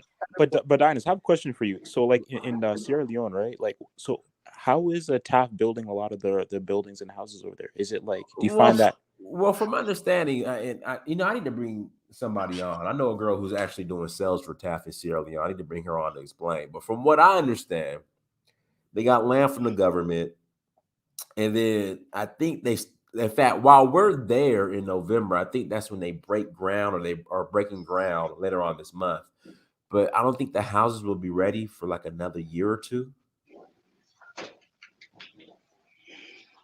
So yeah, I mean, in Sierra Leone in general, my advice, if you want to buy land there, always go to the land registry. You know, go to the city council. You know, go to the land registry. You know, get your surveyor from them. You know, stuff like that. It's more straightforward, to be honest. Unless if you're going outside in the region where, you know, land are more private. Buy land from the government. Leave private land alone. It's better. Well, I think TAF is actually working with the government. So yeah, exactly. So I mean, the government land in Sierra Leone is always more reliable. It's more trustworthy. You know, they will never let you down. Once you got those papers from the ministry, you know, you're sorted out. But it's those private lands, you know, from people that you're going to be buying from. That's where the problem is. Unless if they got the documents straight from the ministry, and also always try and involve a lawyer, because there are a lot of lawyers over there. Yeah. What area are they building in, Dynast? Oh man, I want to say maybe near Kent. I forgot. I gotta find out. Is it close to the airport? Would you say it's close? No, Kent is away from the airport side. No, not at all. Is that by Leicester? Is that by Leicester Peak Dynasty? No. Kent is like, you know, it's by Godrich. By Godrich. No.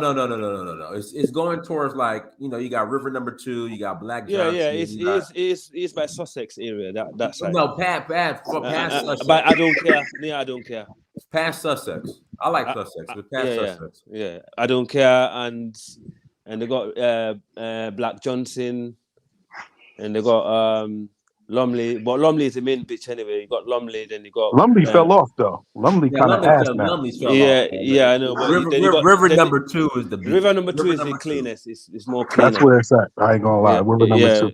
Yeah. River Number 3 is the cleanest. That's around there. Yeah, I got.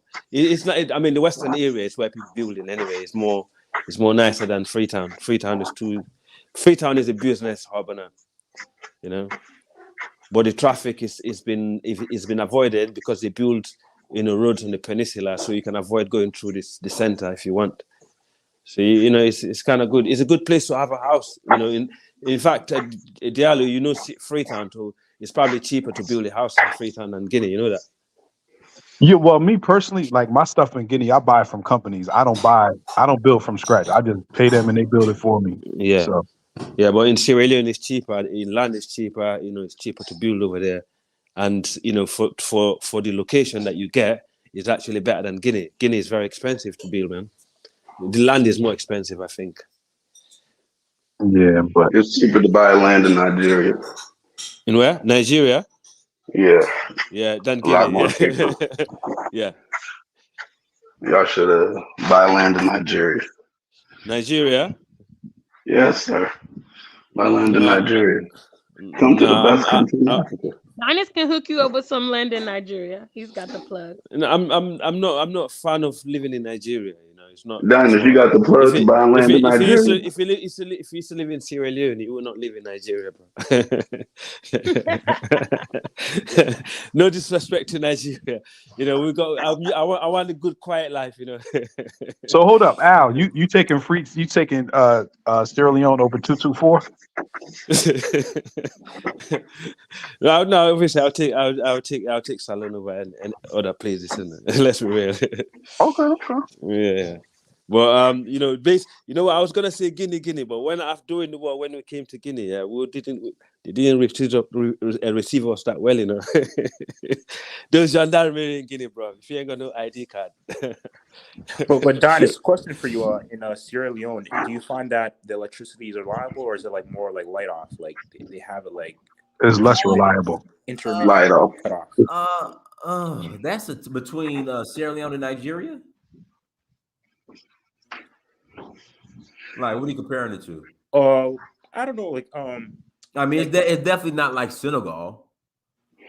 Is Senegal more reliable? Would you say it's like? Yeah, Senegal is way more reliable. If you go to Bo, like in the second capital, they have more electricity over there in the district in Sierra Leone than Freetown. But you know, it's getting better. You know. Yeah, because I was reading an article. But Guinea got more electricity than Sierra Leone. That's throughout our history. I was reading that they're bringing in nuclear reactors, right? Nuclear reactors to have a more reliable, like more electrical generation, be more reliable. I thought that was in Burkina or Mali or something like that. Yeah, like I think Burkina Faso is going to Burkina, they're trying to help them to build a nuclear thingy. Yeah. Why y'all complain about electricity? Just go buy a generator. Yeah, but I mean, exactly. That's what people use in Sierra Leone, to be honest. A lot of people used to having their own, you know, just in case electricity goes, they got like a second option. They can fire up. You know, most of our family, that's what they do, or they already set up like a solar tin. So yeah, that's what they do over there. And until, you know, things get sorted out, because we, you know, and sometimes, to be honest with you, some of these, you know, West African electricity problem is to do with the grid, because they're trying to move the grid from one country to another, because some countries got more electricity than the other. So they're trying to work in basically expanding the grid. So eventually we'll all have electricity in West Africa, you know, with this ECOWAS, whatever they call it. But Guinea definitely got more electricity than Sierra Leone, and Nigeria and Sierra Leone probably gonna be level up. And I don't know Ghana. You know, Ghana has more power than all of them. Okay, there you go. That's good. That's a good thing. That's a good thing. No, I would say Senegal is more reliable. Yeah, that's what I was gonna say, Dynas. Yeah, that's what I was gonna say. Senegal. To be honest with you, Senegal and Ivory Coast, to me, I think they're the two countries in West Africa that got it more what it takes when it comes to reliable energy and, you know, infrastructure. Just saying that because you want to say that, or you have some facts to back it up? No, I'm just saying Senegal is really good in terms of electricity, because I've been there. I went to Gambia and Senegal was quite good. But is the voltage the same across like all countries? Like, did you see like how like it's like I think like what 240 volts? Yeah, 240 or 210 or something like that. Yeah, but 220. Is it the same all across West Africa or no? Yeah, because the model is built off the European. The European is like. You know, it's crazy how we got nuclear uranium in West Africa, in Niger, and we're sleeping in the dark. Africa is doomed. It's just crazy, unbelievable. No, right? Like, you have like let's say the children in Europe are learning about how to mine and what to do with the minerals that you mine, right? The Africans on the continent that have these minerals are not being educated on what those minerals are used for. You see what I'm saying? Like every time I speak to my pops, I always tell him, why are we're trying to build, and we're not educating. And I was telling him and all his friends that what we need to do as a people, if we really want to move forward, we keep talking about education. Why don't we get, if it's Dynas is the one that's the most brilliant in architecture, building infrastructure and all that, why don't we get him, sign him up for a 10-year contract, build him a house. The girls are cheap. You guys have to forgive me. He gets some ass and pussy whenever he wants. He has a driver, he has a car for 10 years. By the time his contract is done, how many students are we going to have that's par on his level? All these industries, the same thing. We get the person that we feel is good, that can educate. We build the schools and we educate. But nobody thinks about educating in that way. We always, let's go hire some Chinese, hire this person to come build. And no education is being done. We're not training ourselves to use the resources that we have. We know the minerals are there. We don't even know what it's for or how it's being used or what to do with it. So what happens is, again, this goes back to 1800s when they did all that foolishness. So what they have us on, Africa is still on the plantation. We dig the raw minerals, just like back in the day, the cotton, the sugarcane, same thing, the raw minerals, we give it to them, they process it, make cotton, wool, sugar, and all the same thing that is going on in Africa right now. Right? Yeah. So what we do is we give all the raw minerals to them. We don't know what it's for. We don't know what to do with it. All we know is we give it to them. They do what they do to it. And then if it's gold, they make jewelry and we go buy some. But do no education. Sorry. But Royal, is that the thing? Like vocational schools, like you need like the trade schools, right? Like the vocational schools that will help you do all the, the electrical, mechanical, industrial. This is what we don't value in Africa. It's the training and This is development, what right? we do not value in Africa at all. Like skills, we don't value training and skills. development. Yeah, because in Germany they do that. They do the trade schools.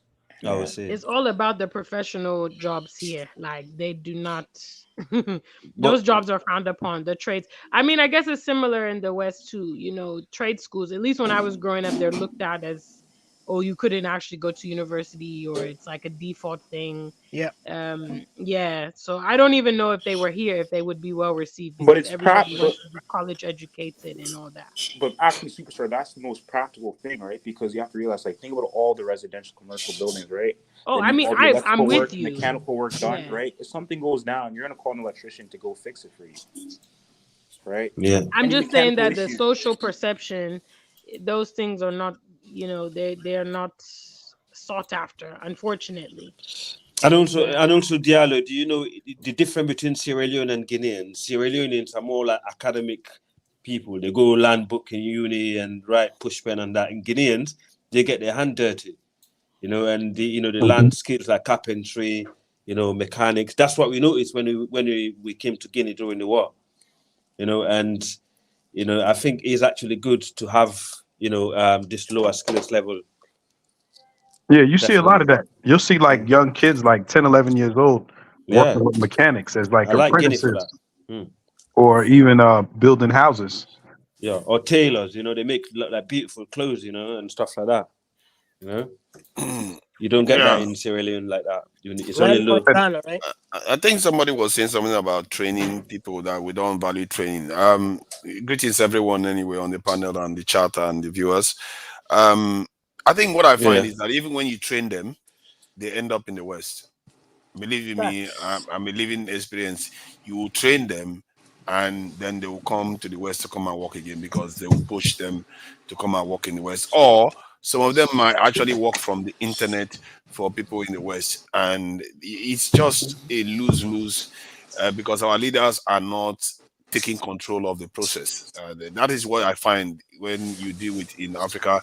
Most of the people are just looking to leave the continent, or they are looking to work for foreigners because they pay more than a fellow Nigerian business. So the challenges are, it's like a hydra-headed problem, and normally to deal with this problem is from the top, where the leaders discourage their people from leaving the country and encourage their people to work within the country instead of working for people overseas by putting rules.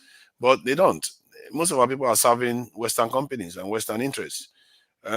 Nigerians, at least 200,000 Nigerians have left Nigeria to the UK alone in the last 3 years. 200,000. And it's affecting our systems. Our health system is being affected. Saudi Arabians are coming to our universities to come and recruit people even before they graduate. So our skills are being taken. It's almost like a modern kind of slavery, isn't it? Where they just come price people before they even this thing make it out of college. Sometimes I've trained people in on the continent, as well. Two of them at least have made it out to the West. So it's just one of those things. I guess the only encouraging thing I saw was that one other person that was working with me ended up in Ghana. It turns out that Ghana, there's people that are involved in tech there too are also getting busy. So, but most of it, 90%, most of the intelligent people we have in Africa tend to be working overseas, or they want to go overseas if they've not done it. So it's a very, very insidious problem, and you have to think carefully about how to contain them. Yes?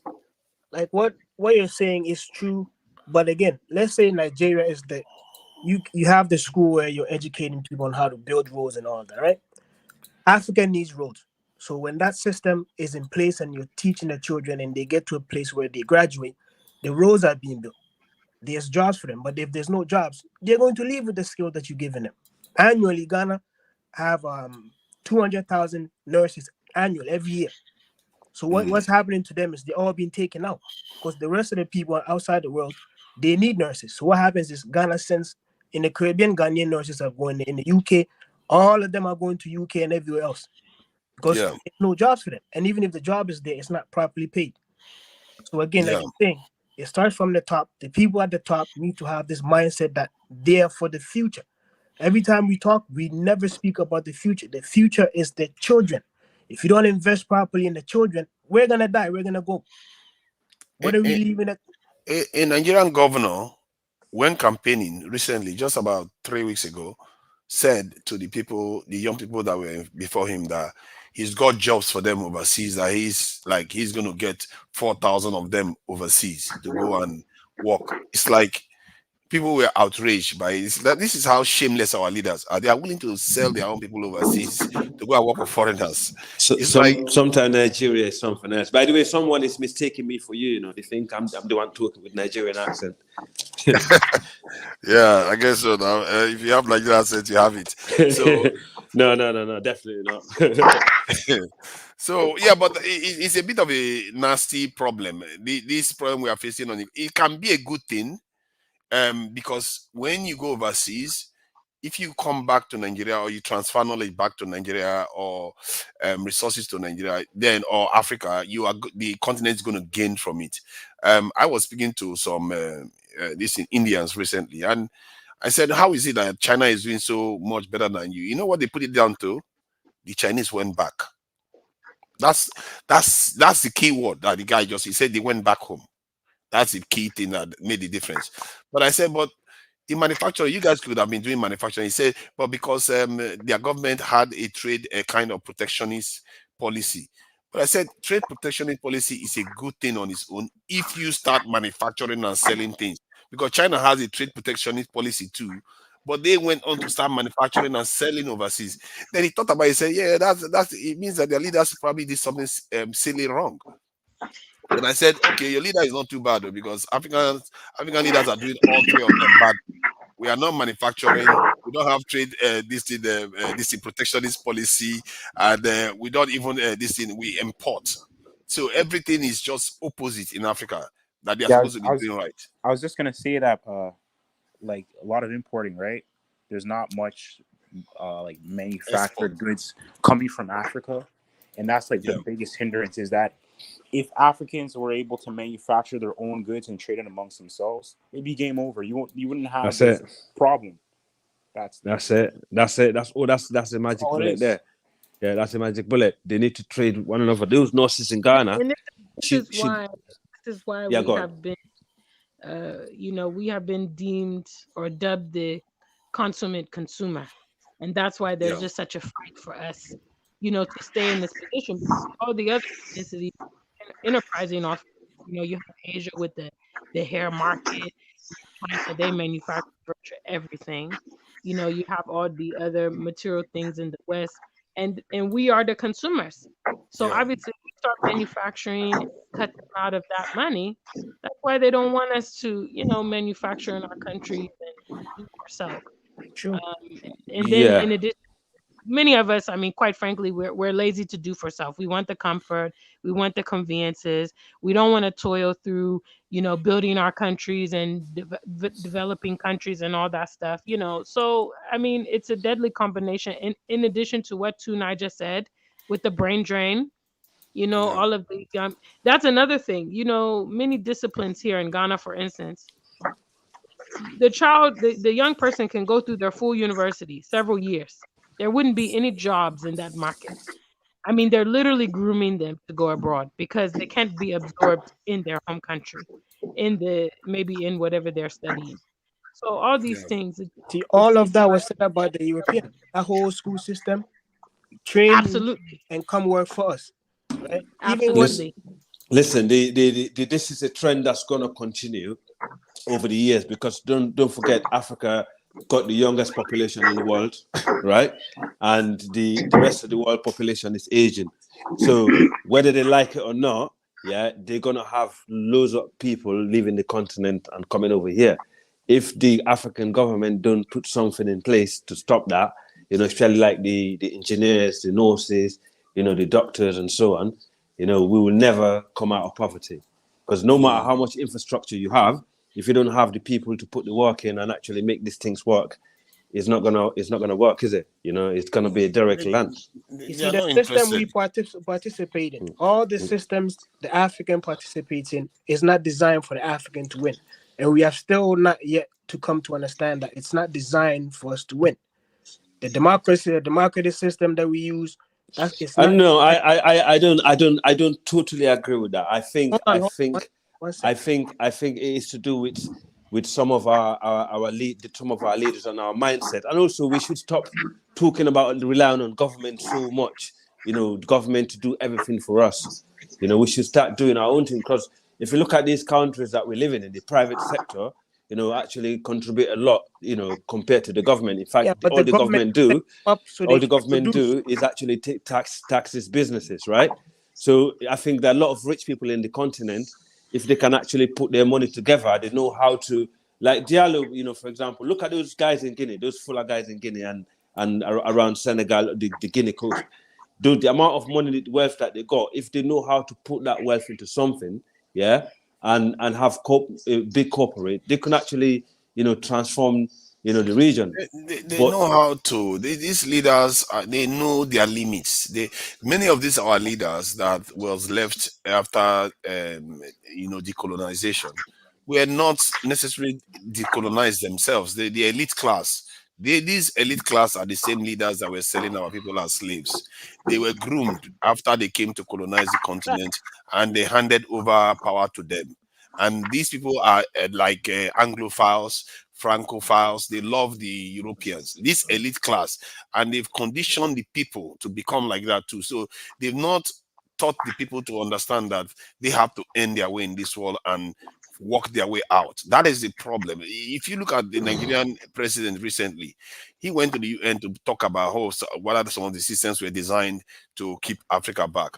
If he had made that kind of speech to Nigerians, he would have even united Nigerians more than anything before. But no, he wouldn't say that to Nigerians. It's like their job is just to keep us going until the Europeans come back. They are not there to build our system. It's easy to build a country. It's not that hard. If you exactly. study the history, it's They're not so hard. They conspiring. don't want to. They're conspiring that long. And any leader who says that they don't need, you know, Western influences and they want to do by themselves, either they get sacked, they get killed, they get exiled, they get maligned. You know, any leader that says, "Oh, we can do for ourselves," you know, Yes. like it's ridiculous. yeah, that's true in some Yeah, kind of any way. leader, Yeah, because that's we've true. had plenty, But plenty Pan-African leaders in Africa that have all had this, you know, decision that we will do for ourselves. They're angry at all these francophone countries now because they said, "Hey, France is taking advantage of us, and we want to do our own things."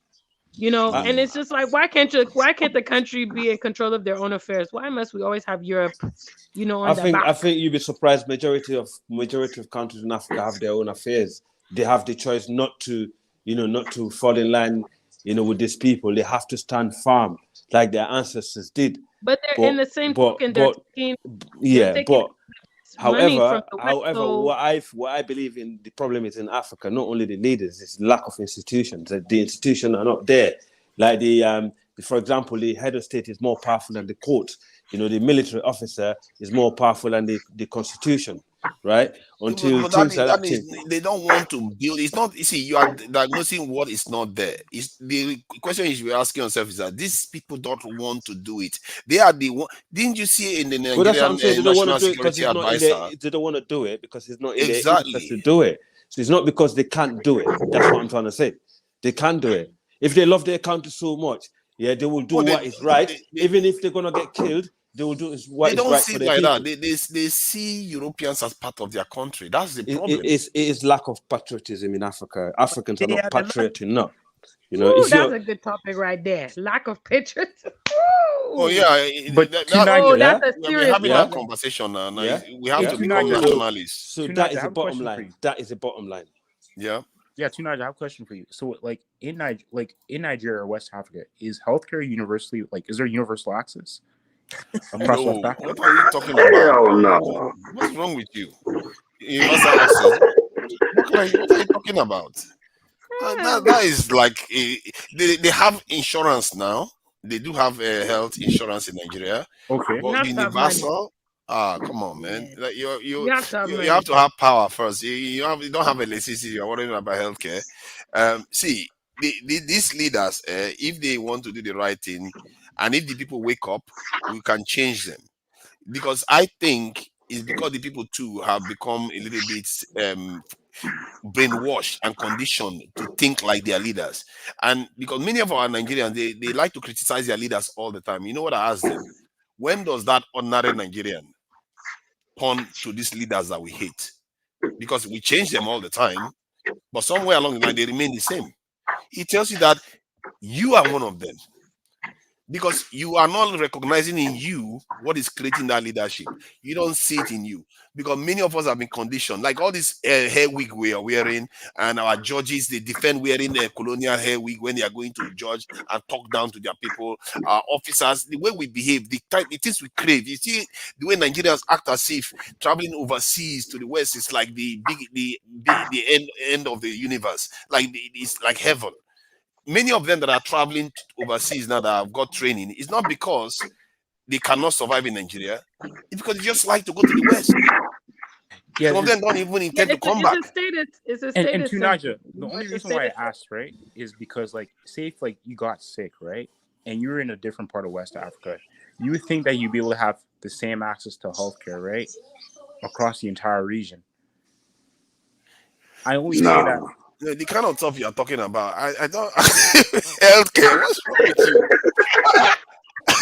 I know you have bigger fishes to fry here. Why are you talking about healthcare? I know you're laughing. It's a practical issue, right? Why stop there now? Why do you? Why see, listen, bro. Listen, talking about our space station now. Listen, let me respond to him. Tonight, let me respond. You remember when Corona came around the world? Yeah, it's when Corona came. They said Africa will be packed with dead body. Yeah. Did that happen? No. So my bro, don't worry about diseases when it comes to Africa. That's what they want. And my man is Sparrow, you get me? It's like, I'm gonna be am I gonna catch disease in Africa? I ain't got no health insurance. Am I gonna die over there? Exactly what Dynasty was saying earlier. You're not gonna die, bro. We all come. Your generation can actually change things on the continent. I think the people that are in their 20s and 30s right now, they can actually change things on the continent. Because from what I found, like if you look at the people that Lenin that changed Russia and Mao Zedong, on average, it takes about 20 years from start to transitioning. And I believe in Africa there's a mood for change right now. Yes, it is. And I think the tribalism that the elite is trying to play in West Africa against the people, and the people are rising up to it. because that's what holding us back in West Yeah, Africa. but let's hope your generation. Hold on, Let's hope yeah. this generation actually make a move. And we are looking at that thinking, nah, this is not how it works. You know, you use this game on us for years. You know, it's about time we pack that, you know, in the bag for good. Yeah. Can you expand on the tribalism? What do you mean tribalism? What do you mean? Yeah, I mean, there's a lot of tribalism, regionalism, and stuff like that in West Africa when it comes to politics, you know, and in terms of, you know, like, you know, how things are distributed also. But that's politics. Yeah, but you know, but politics shouldn't be about tribe. It should be about policies, right? Politics is a gang. But listen, it shouldn't be about tribe. It should be about policies. Until they start being about policies, yeah, we'll still be sitting in our little village, yeah, actually disputing the next village and thinking, so you want to get rid of tribes? I'm not.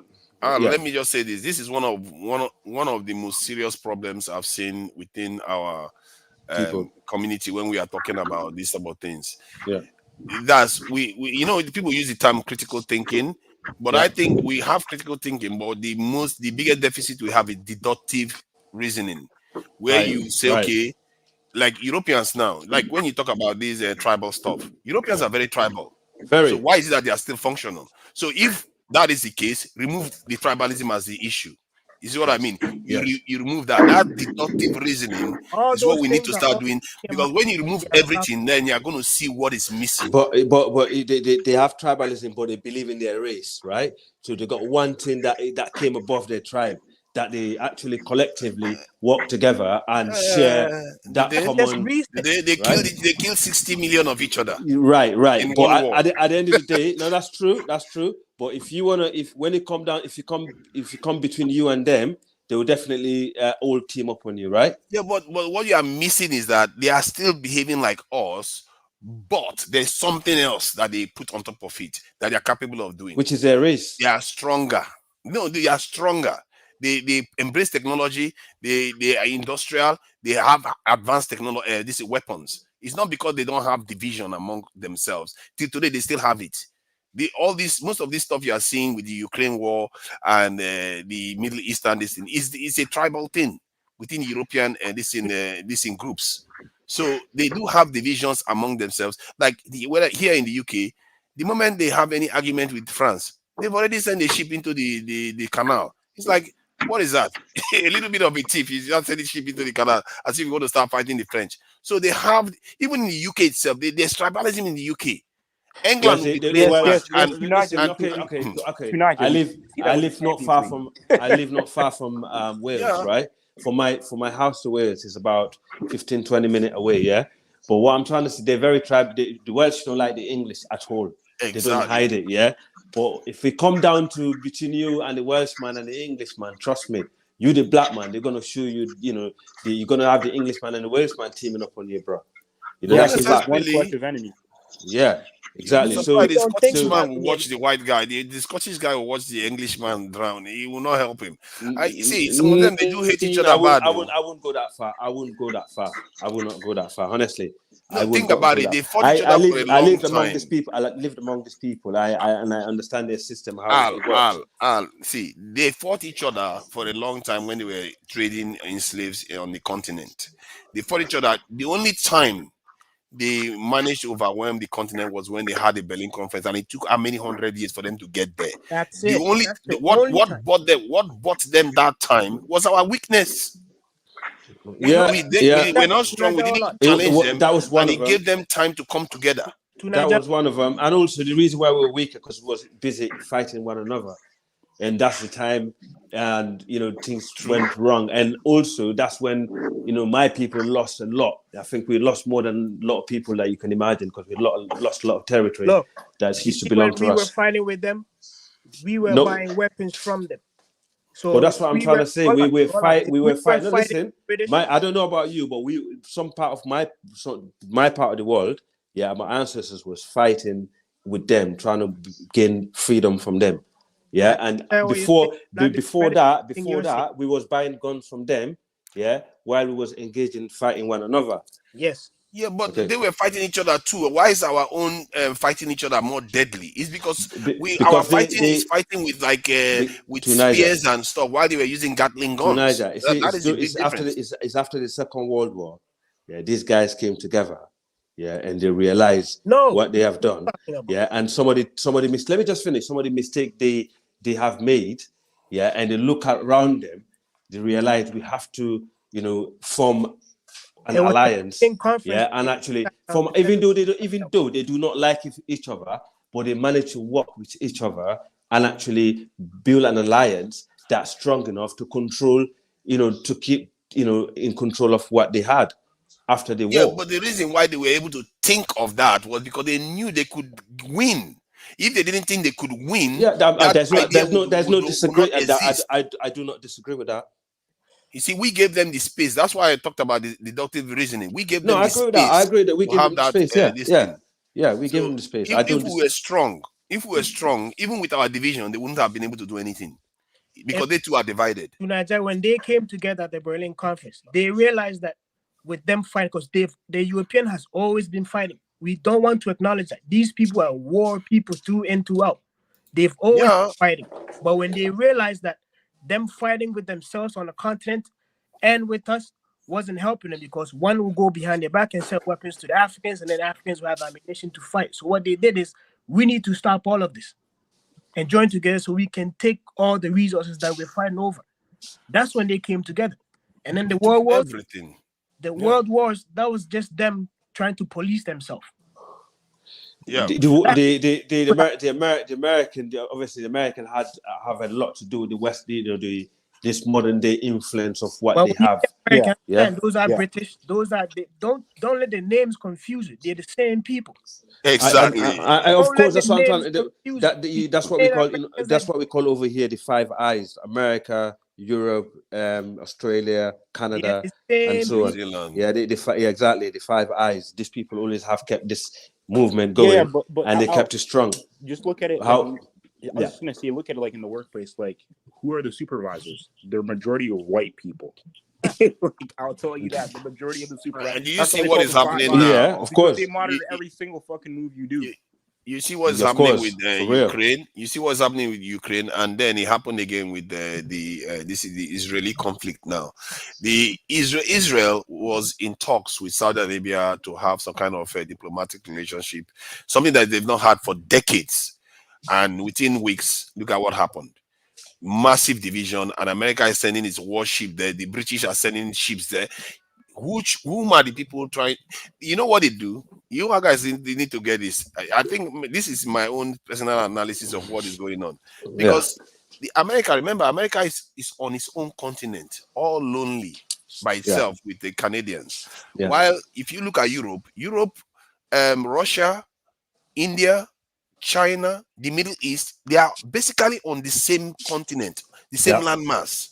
Then Africa technically is still joined with them. This is the largest landmass in the world, one of the richest and most powerful.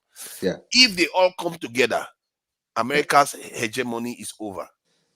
So it's in America's interest to make sure those people are not working very well together.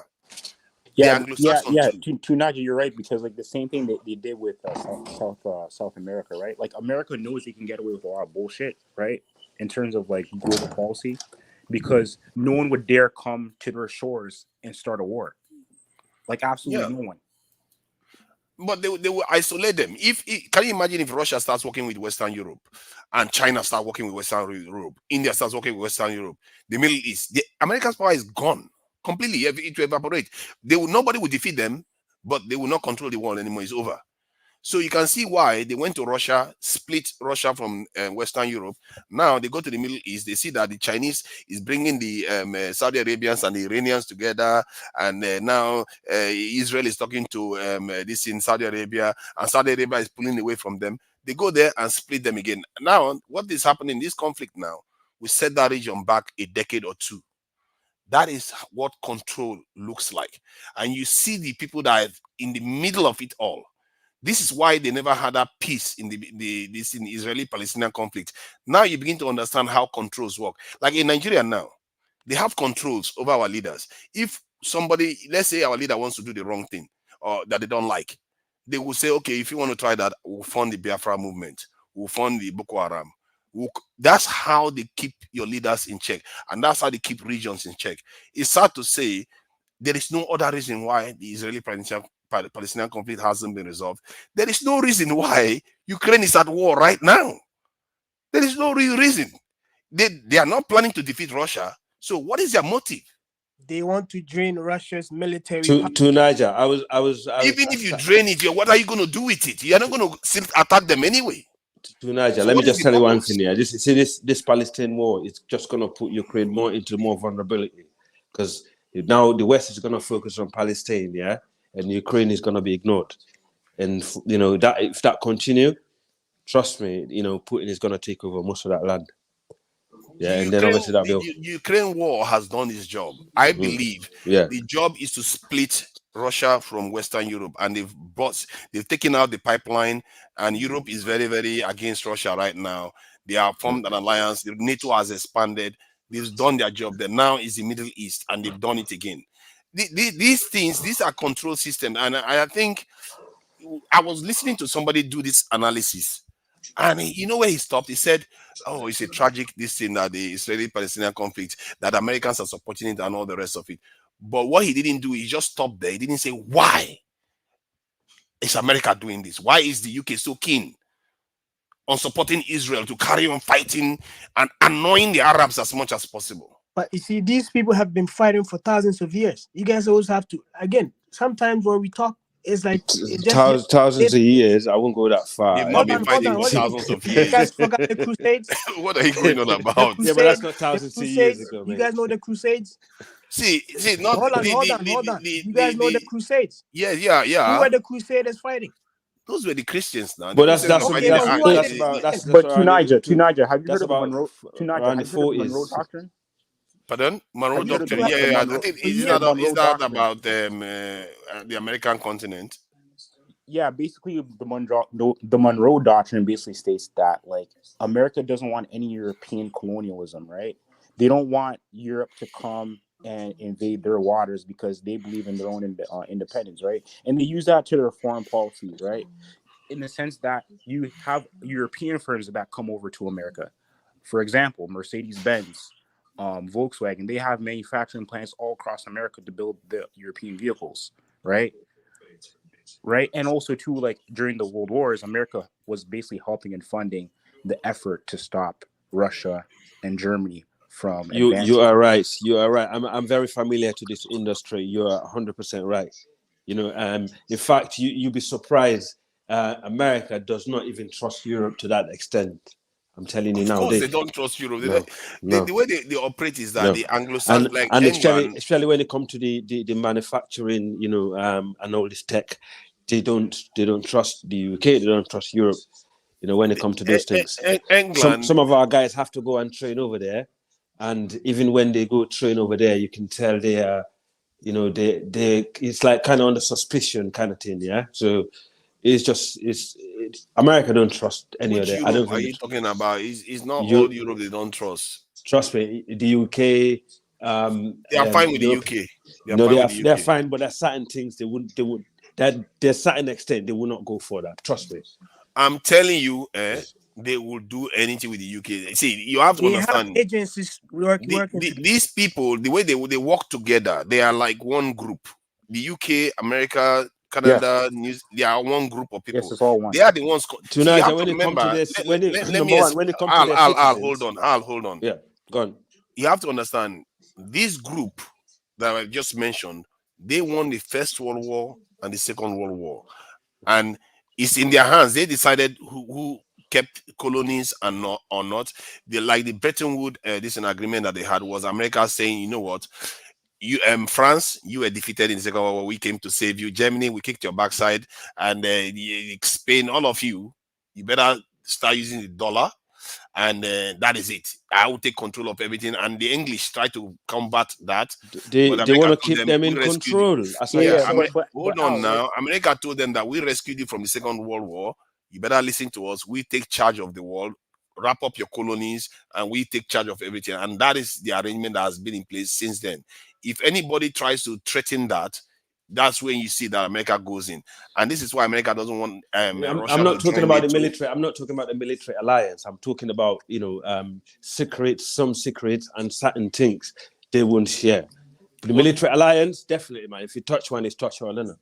Yeah, and Tunaji, you're right though, because like you know what they used to call the British, right? The British used to call the British bulldog, right? Because they Yeah. used to run the world, right? Yeah. But after the World War, you know what they became? The Americans called them lapdogs because Americans became the pit bulls, right?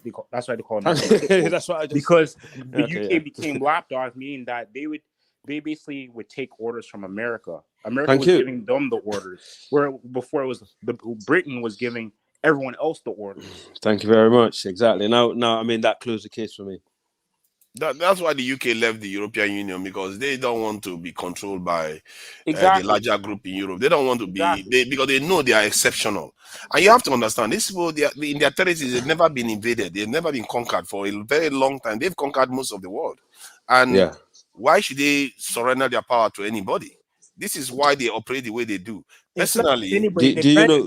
To Niger, did you remember the woman the diplomatic woman that run over the boy and killed the young boy, and she jumped in the plane and fly to America? Remember her? Oh yeah. Yeah. They took off. Yeah. America was like, no. Did America exactly? Did they send her back? No, that's a different thing. The UK Wasn't she would do the CIA same though? thing. The UK would do the same thing too. No matter what, if see, there's only a level of this. You can't surrender somebody that is part of your diplomatic corps to your. That's what I'm saying. There's limit. That's what I'm trying to say. There's limit. Of course, there's limit even between family members. Jesus, okay. There was, Okay. There you go.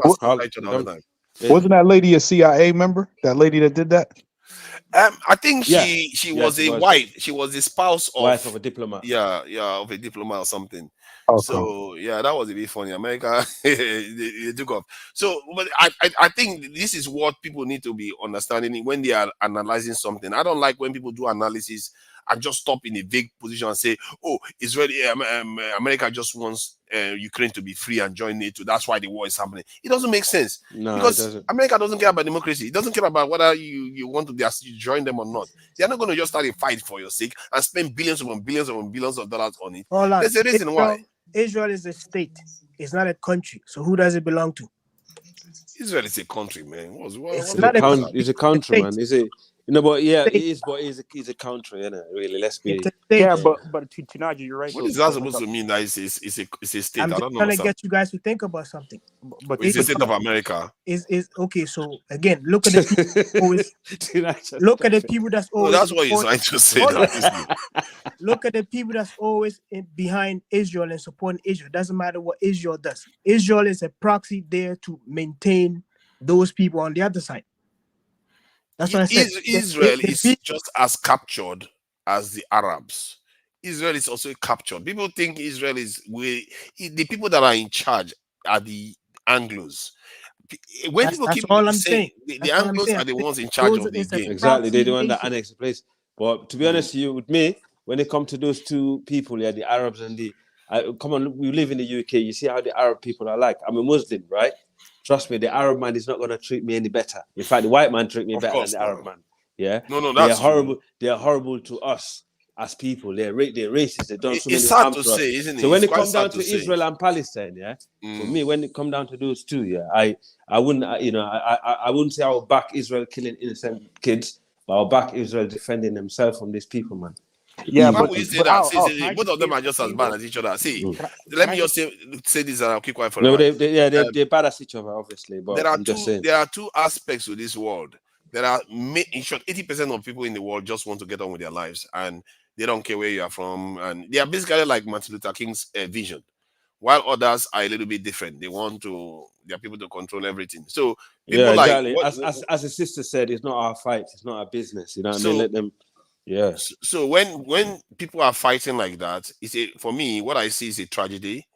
Two sides that they think they are controlling their fate. They are not, and they are all killing each other for whatever is going on. So, but from the point of view of the other group that think about protecting their own, as an African, I think the conflict helps Africa, because if those people are together, we are in trouble. And the Arabs don't like us that much.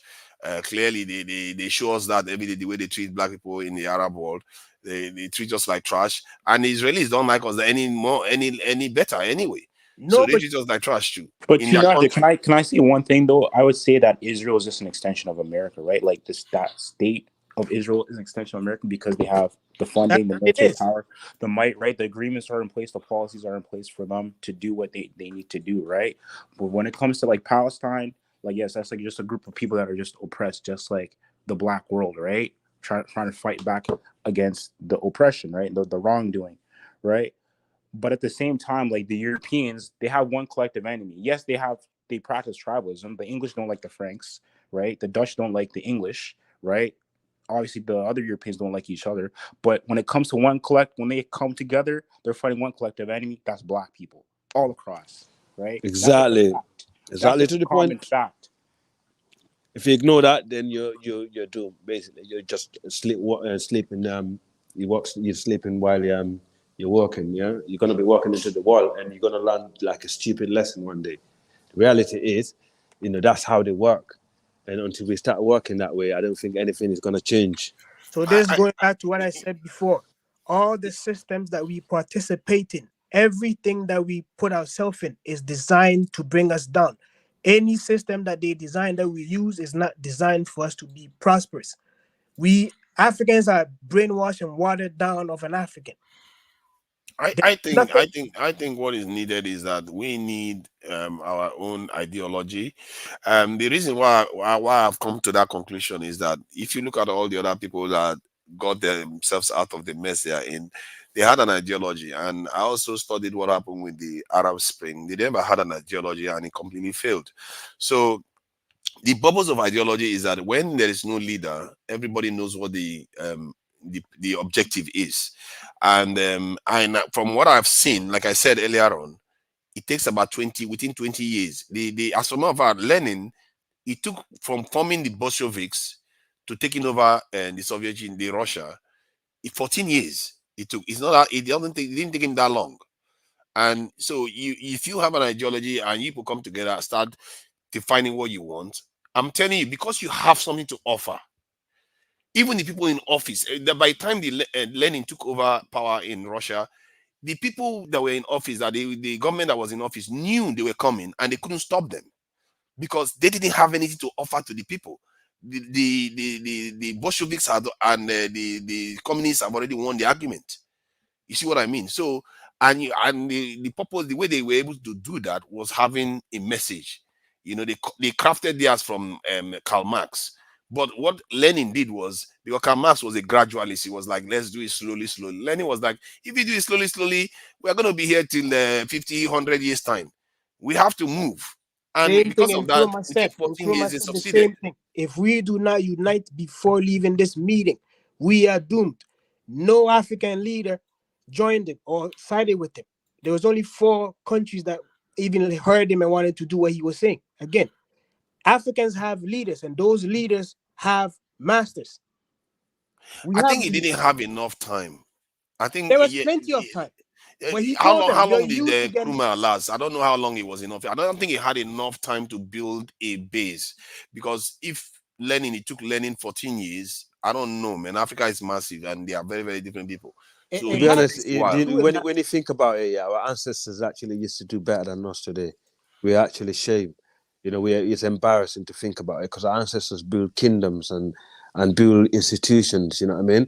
And build their What are own. you talking about? But they did What good did different. he do to them when Gatling gun showed up? You see, Yeah, there but the was a thing is, decay. There was You a guys decay know in where our in culture. Africa That's what the led Gatling to gun the was I mess. used think first? I think it's when we start fighting one another that's when things start going wrong for Yeah, us. but you got to put it in context, like the 21st century, like we're talking about today. Like Everybody fights each other. This is what I No, mean but by deductive reasoning. Everybody fights each other. there's so much infighting, man.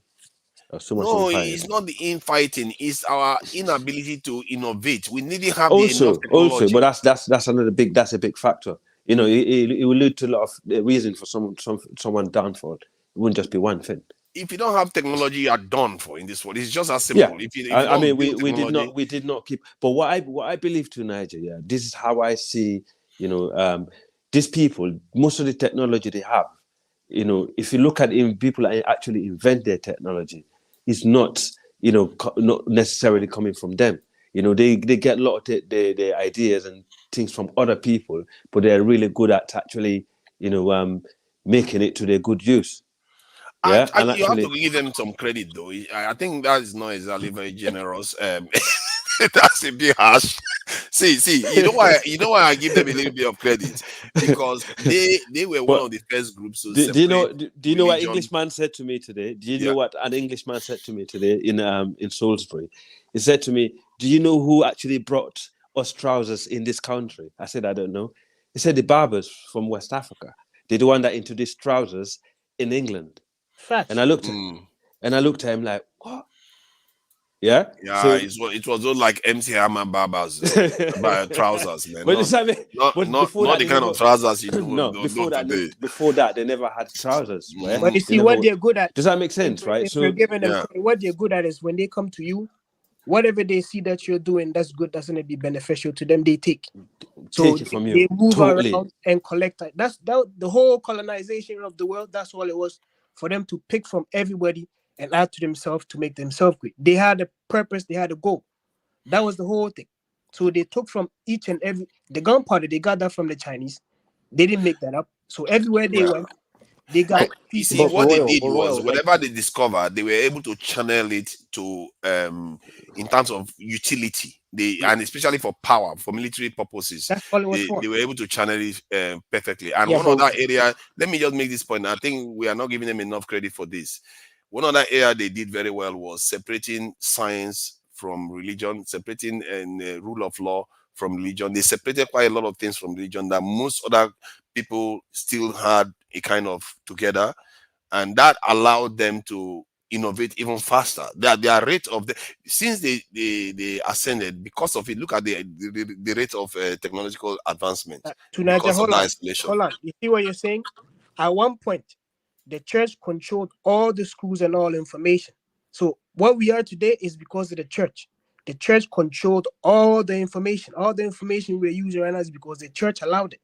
So it was the church that decided that we're going to separate from the state, even though they're still together. When you get married, you still have to go to the state and give him that I thought certificate. they fought against it. Was it not like King Henry of England first broke the Protestant movement, isn't it? Broke away from the Catholic Church. I think Henry VIII. people broke away. That was when the change even started happening faster, because they broke away from the church and started doing their own things. And that's when the church started getting separated from all the other aspects of this thing life, like this thing laws, the state, and science, and all those things. You know, the church used to punish scientists like Galileo, that was put in house arrest because he said the earth was traveling around the sun. So the church used to start. You see, that's the thing about religion. They tend to stifle this in growth sometimes because of the fear that No. You have to see at that time science can be a little it bit was crazy. the church that was controlling the world. That's why I mentioned before that the Crusaders were fighting the Muslims and all that. Again, it was the church that was controlling the world. Even in Africa, the first people that came to indoctrinate us was the missionaries. They sent those missionaries to indoctrinate the children. So it was always So Of course, we but know that. why did they? Why were they We all able know to? that. Well, Why were they able to separate science from religion? That is exactly. a That's it. big, That's the big question. achievement, I'm not because but it had Tunaja, can I I'm ask you changed a just saying, question? science for a long time. Tunaja, can I I'm ask you a just saying we question? need to understand that the church has a lot of power. They Yeah, are the church is in control of a lot of things. When the Pope calls you, you gotta go. but What was it? Tunaja, King James I'll of say it England like that this, was right? called James. Like in America, like everything you're talking about basically is a microcosm of America, right? Like if you look at America, right, like from the times of slavery, et cetera, like they had land grant universities where basically they had land and they converted it into universities to do all the research and development, right, for all the things that they wanted to build. An example, California. The state of California, they invested heavily into education, right? After Yep. the gold rush, they invested heavily into education. You had like Caltech, University of California, whatever, where they did all the research and development, and then all the tech companies come out of California, right? Because they just industrialized everything. But to get to the industry, they had capital. But to get to that capital, they had slavery, right? So it's just a build. That's yeah. Just yeah. It's just No, a I want to build. hear what he's saying. Let him finish. I want to hear what he's trying to say. It's just the build up of like the advancement. Like yes, they have like people had religion, right? They use religion, but they realize that like in order to industrialize and innovate and to have a higher quality of life, we have to start investing into research and development to build all the things that we want to build that we need for ourselves, right? and they just did it that way, and they advanced. That's why California has like the 5th largest GDP in the world right now, even though it's a state. You know, the person that But- came up with the Big Bang Theory is a priest. If you go back in time, all the major achievements in science, they're all Catholics. They're all priests. I'm just bringing that up to say the church was in control of a lot of the information. And anywhere, well, yeah, that's true, and that's what I was gonna say. But they were stifling the development of science. Exactly, though. and also they were No, but stifling it later on, and just like Islam was, Islam was really involved in science. Science. A lot of the scientific stuff actually came from Islam, but later on, as to Niger was saying, it was stifled because they separated it. They stopped it. They suppressed. It's only like country like Iran. If you look in the Middle East today, there's actually more, involved. That's very interesting, isn't it? Because it's almost as if Islam went backward. Thank you very much. They completely kind of divorced themselves from innovation. They started inventing a lot of the science and the tools, and then it just disappeared. They went the opposite direction. The Europeans went. The Europeans separated science from religion, and then everything just became.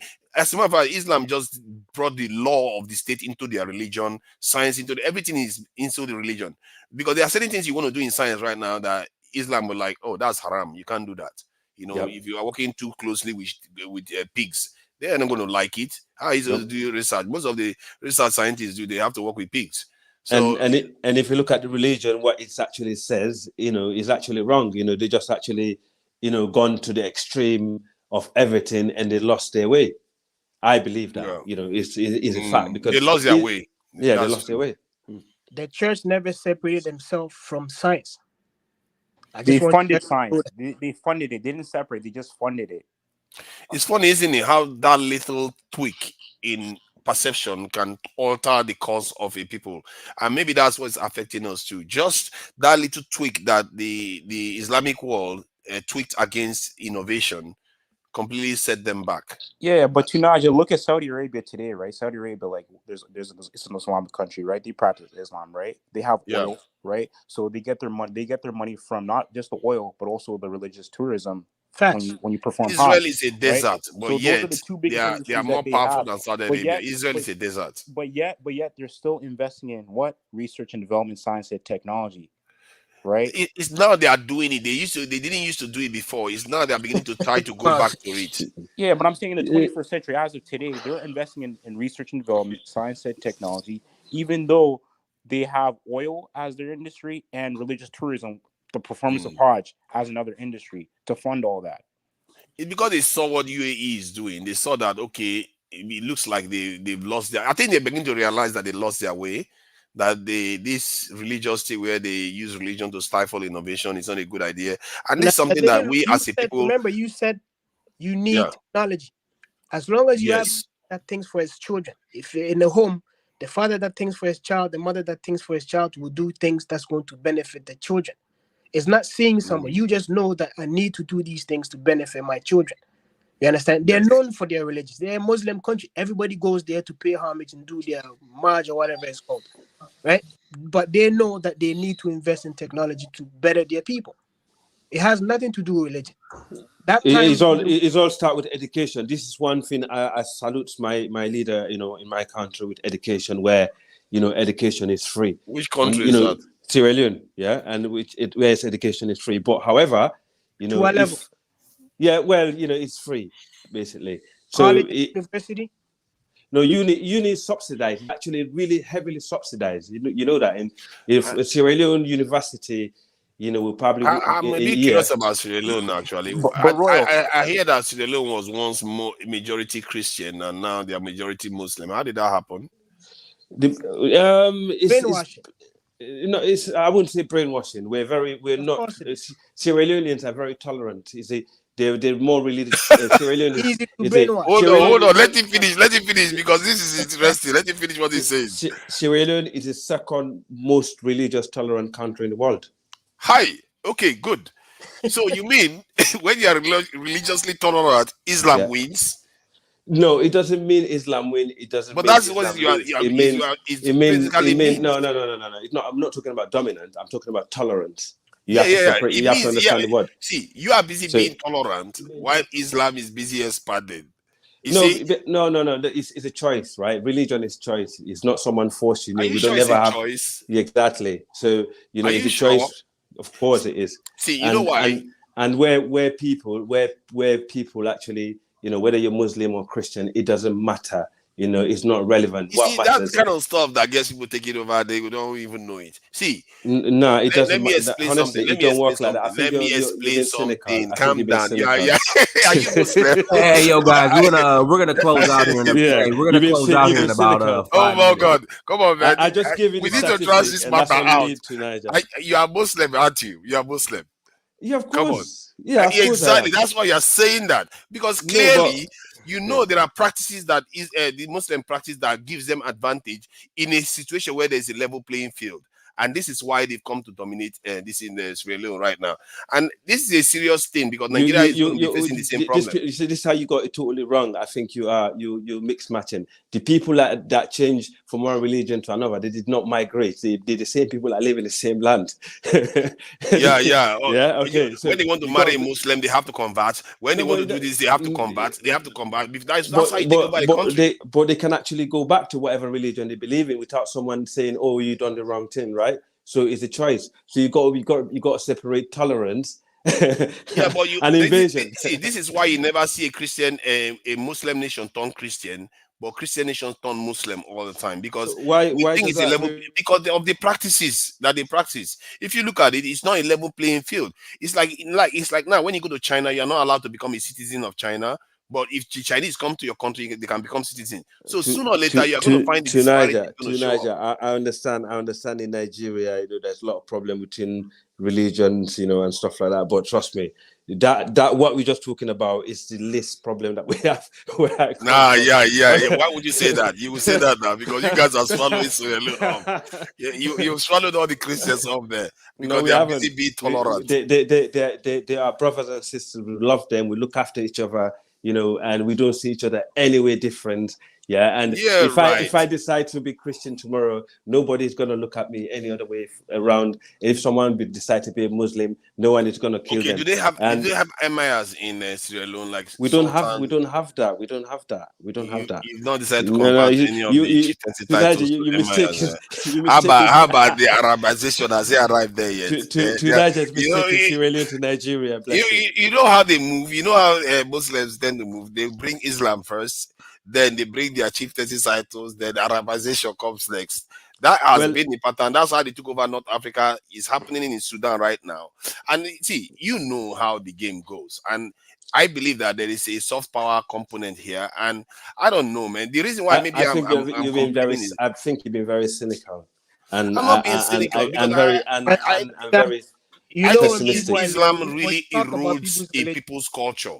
Islam does erode a people's identity quite a lot. It depends on the type of Islam that you practice, and it depends on the type of community that you belong to, and the people or the country. So it depends, right? So when you look at when I just said to you, do you believe that this in Arabic language is the language of angels?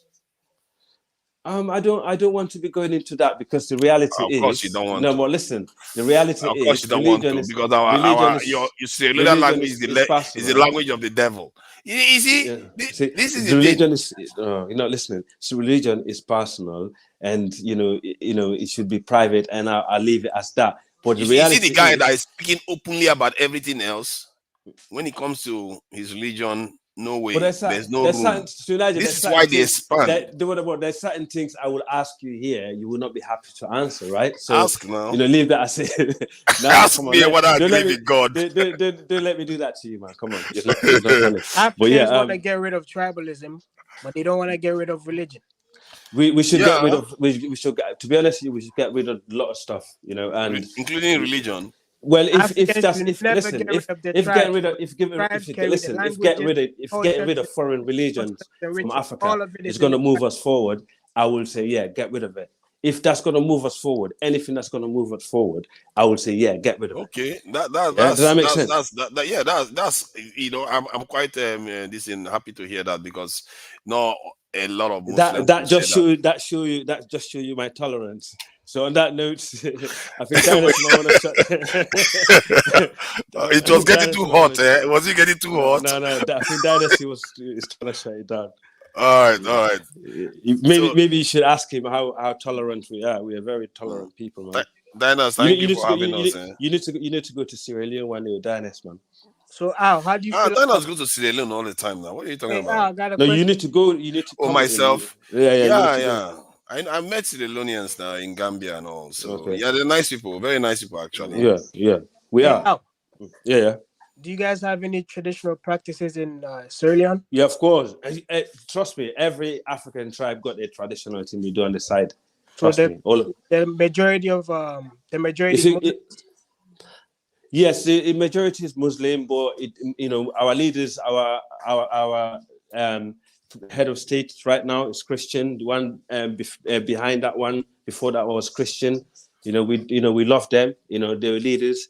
We don't elect them because of their religion. No. I'm not find that. I'm just saying. So the majority of the people, because they're our own children. Regardless of their religion, it doesn't matter to us. That's how Sierra Leone thinks. I'm just trying to find something now. So the majority of people in that country is Muslims, and then I think the second is Christian. Yes. And then the last is the traditional belief system. Possibly, yes. But I think if you look at the population in total, the traditional beliefs and the religious on the side, you probably will look at a bigger scale than that. Yeah, so break it down for me. I'm just trying to find out first, second, and third. Because if you leave Freetown, you go outside, obviously, a lot of the in the provinces, you're gonna find a lot of people that practice traditional religion. But that's the minority, not the majority. No, but the majority of the country is in the provinces. So the majority is Muslim, and then the reason why I'm saying all of this is, again, Africans have this mindset that it's okay to diminish yourself and to destroy yourself. Our traditions, we're killing it with foreign ideas and foreign thoughts. It's a problem. It's a big problem. I'm not saying stop what you are. It's an idea and just something for us to look into and talk about. Because Africans, remember you're saying you're tolerant. Africans by nature are tolerant to foreign ideas, as we are now. Yes. But Royal, would you say that majority of West Africa is Muslim, right? Majority of West Africa is Muslim. Would you say that? In fact, what two Nigerian? Wait, let me finish my point. Yeah, sorry, go on. Would you say because Islam is there, it's actually more of an organizing tool to get people organized, right? Yes. For what? Yes. No. He's right. No. Listen. Organized for what? Right. Structure. Okay. Structures. The system. No the African has no routine. If they are so organized, why are they not the one running the world? Listen. During when the Europeans came to West Africa to invade us, it was the religious. It was Islam. Because the tribes were already united under the umbrella of Islam, right?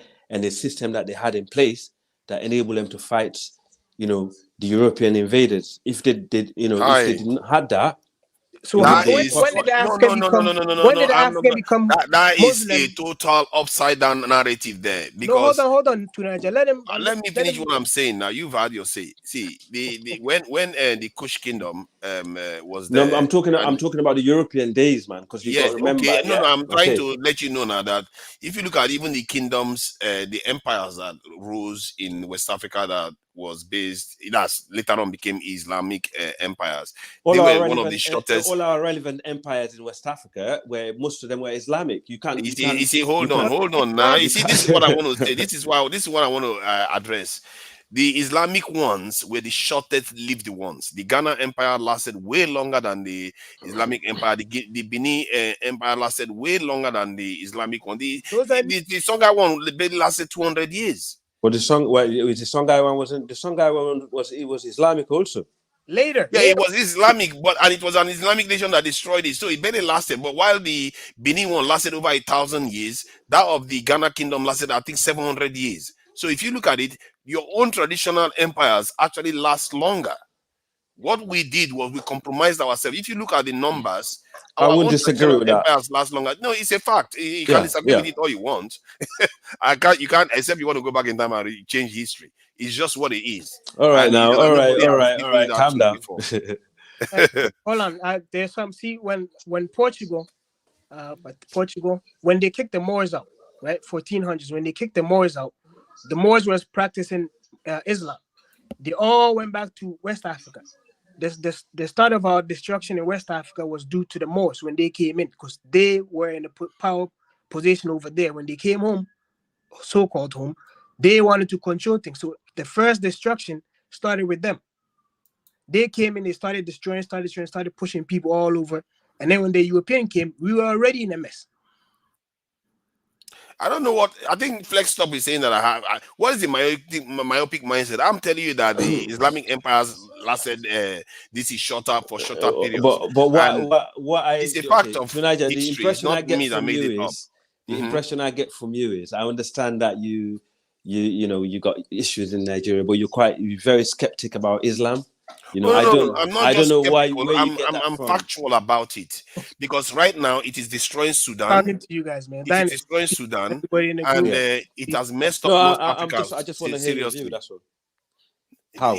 I have to call it for what it is now because it's causing a lot of problems. And you see, when they came to Nigeria, they completely wiped out the chieftaincy titles, that the kingdom titles that are there, replaced it with emirs, sultans, and that is not part of Islam. That is not what the Quran says.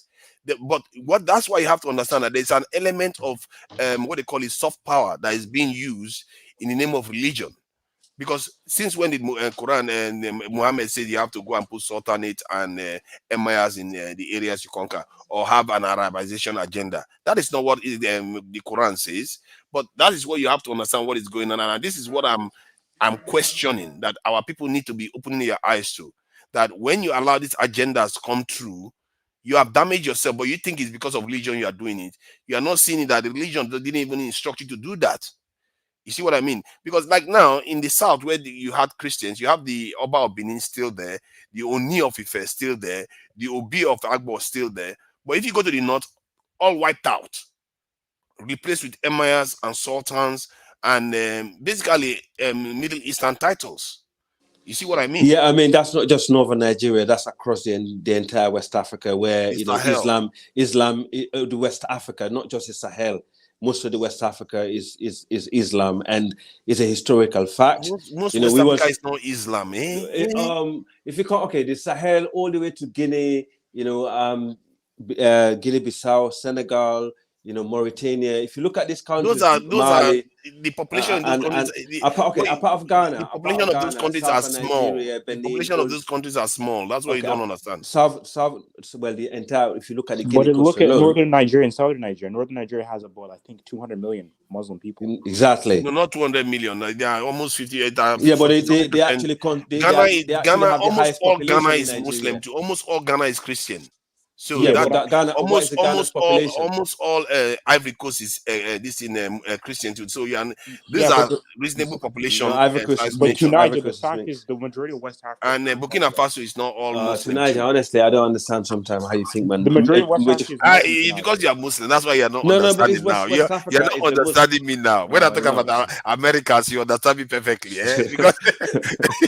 Because but you're majority talking about of West Islam. Africa, unfortunately, is Muslim. We was conquered by these guys, and they brought Islam. Our ancestors agreed to the religion, and they built different things from it, and then we was born into it. And some of us, over the times, we look into the things, and we see what's right and what's wrong. We learn, we seek different knowledge, not only from our own roots, but from the things that is in front of us. So we're not stupid. Remember you're talking to the high IQ brothers here. Remember, there's a lot of brothers like me from where I come from. you know what? I like the way you go about it to an extent, because you don't go all out and just defend stuff without reasoning. I think, but you still have that hang up, when somebody tries to question some things, which is normal. I accept that. So yeah, kudos to you on that, because not all Muslims are like that. So yeah, that's my take anyway. I think that we have to, if you want to practice Islam, Africanize it.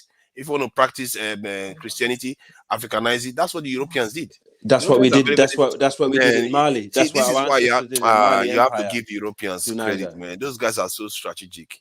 That's You what have our to give them ancestors credit. did. It's what our ancestors did in Mali Empire before the What did they extreme do? violence. Did they Africanize Yes, the I mean Islam? they wrote How? they wrote this is okay. When Islamic State came to Timbuktu, the books that they was trying to burn down, these are the books that our ancestors wrote in our own languages in Fula, Mandinka, Bambara. They translated They into did the that. That's yeah. interesting. They was trying to wipe it out to Niger. Yeah, Yeah, these guys, right. these guys are sick people. Yeah, Which of the kingdom did it? Was it the Mali kingdom that it was in the did Mali it? in Timbuktu when Okay. the IS came. Yeah, because I a lot of the see. books, a lot of the books that they wrote, right? They had like a lot of. Yeah. But it looks like Arabic writing, though. I thought it was Arabic language. Yeah, but they used to write it. it's written in our own language, yeah. So we Are you can in different Mm. tribes. Yes, it was. So you can actually translate it to your own language. So you don't You have see, to. strategically, that was a good thing to do. Yeah, But they were still going to Mecca. Look at what Mansa Musa went and did. That guy, man. Yeah, He sold I us feel out. like He sold us out. He oh sold my us God, out. I He feel sold like us out. kicking that guy in the But teeth. That guy probably caused the fall of West Africa. he Because sold us out. But oh, man. at that time, that's how West Africa What was he was. You know? thinking, though? But that's how West Africa was at that time, And remember, we enjoyed trade with the East for years before they came in, and that enabled us to have, like Mansa Musa, his people. When would they come in? When you go and start blinging all the way to Yeah, Mecca and yeah. blinging back? Unfortunately, it was a bad. Terrible. Yeah, that's I will unfortunate. come and But rob you. If you do that, I will come and rob you. Yeah. I live in a desert. no, I it's barely all have right. water There's in my nothing wrong with country. doing And you it. There's bring nothing gold. wrong with doing it. I will come and rob you. To Niger, you see the Queen or the King of England flashing up with all our jewelry. There's nothing wrong doing it if you have the defense, to go with it. Exactly. Yeah, that's why I say to you about and me and you agree on that point. No matter how much you build a nation, if you can't protect it, you're just building it to be destroyed. Yeah. And that's why America is America, because they have the biggest military. They know that. Like, Yeah, they don't play try and around, fuck man. with us. We have the They don't play military to back around. us. Yeah, look at this one. Say he done back with. They are busy using it for their. Hey guys, listen, we gotta close out, man. Yeah, I gotta close out, brothers. But hey, listen, we'll do this again. Everyone, thank you so much for joining. Like, share, subscribe. Until next time, family. That is Mirror Search for Huru. Peace. May God bless you.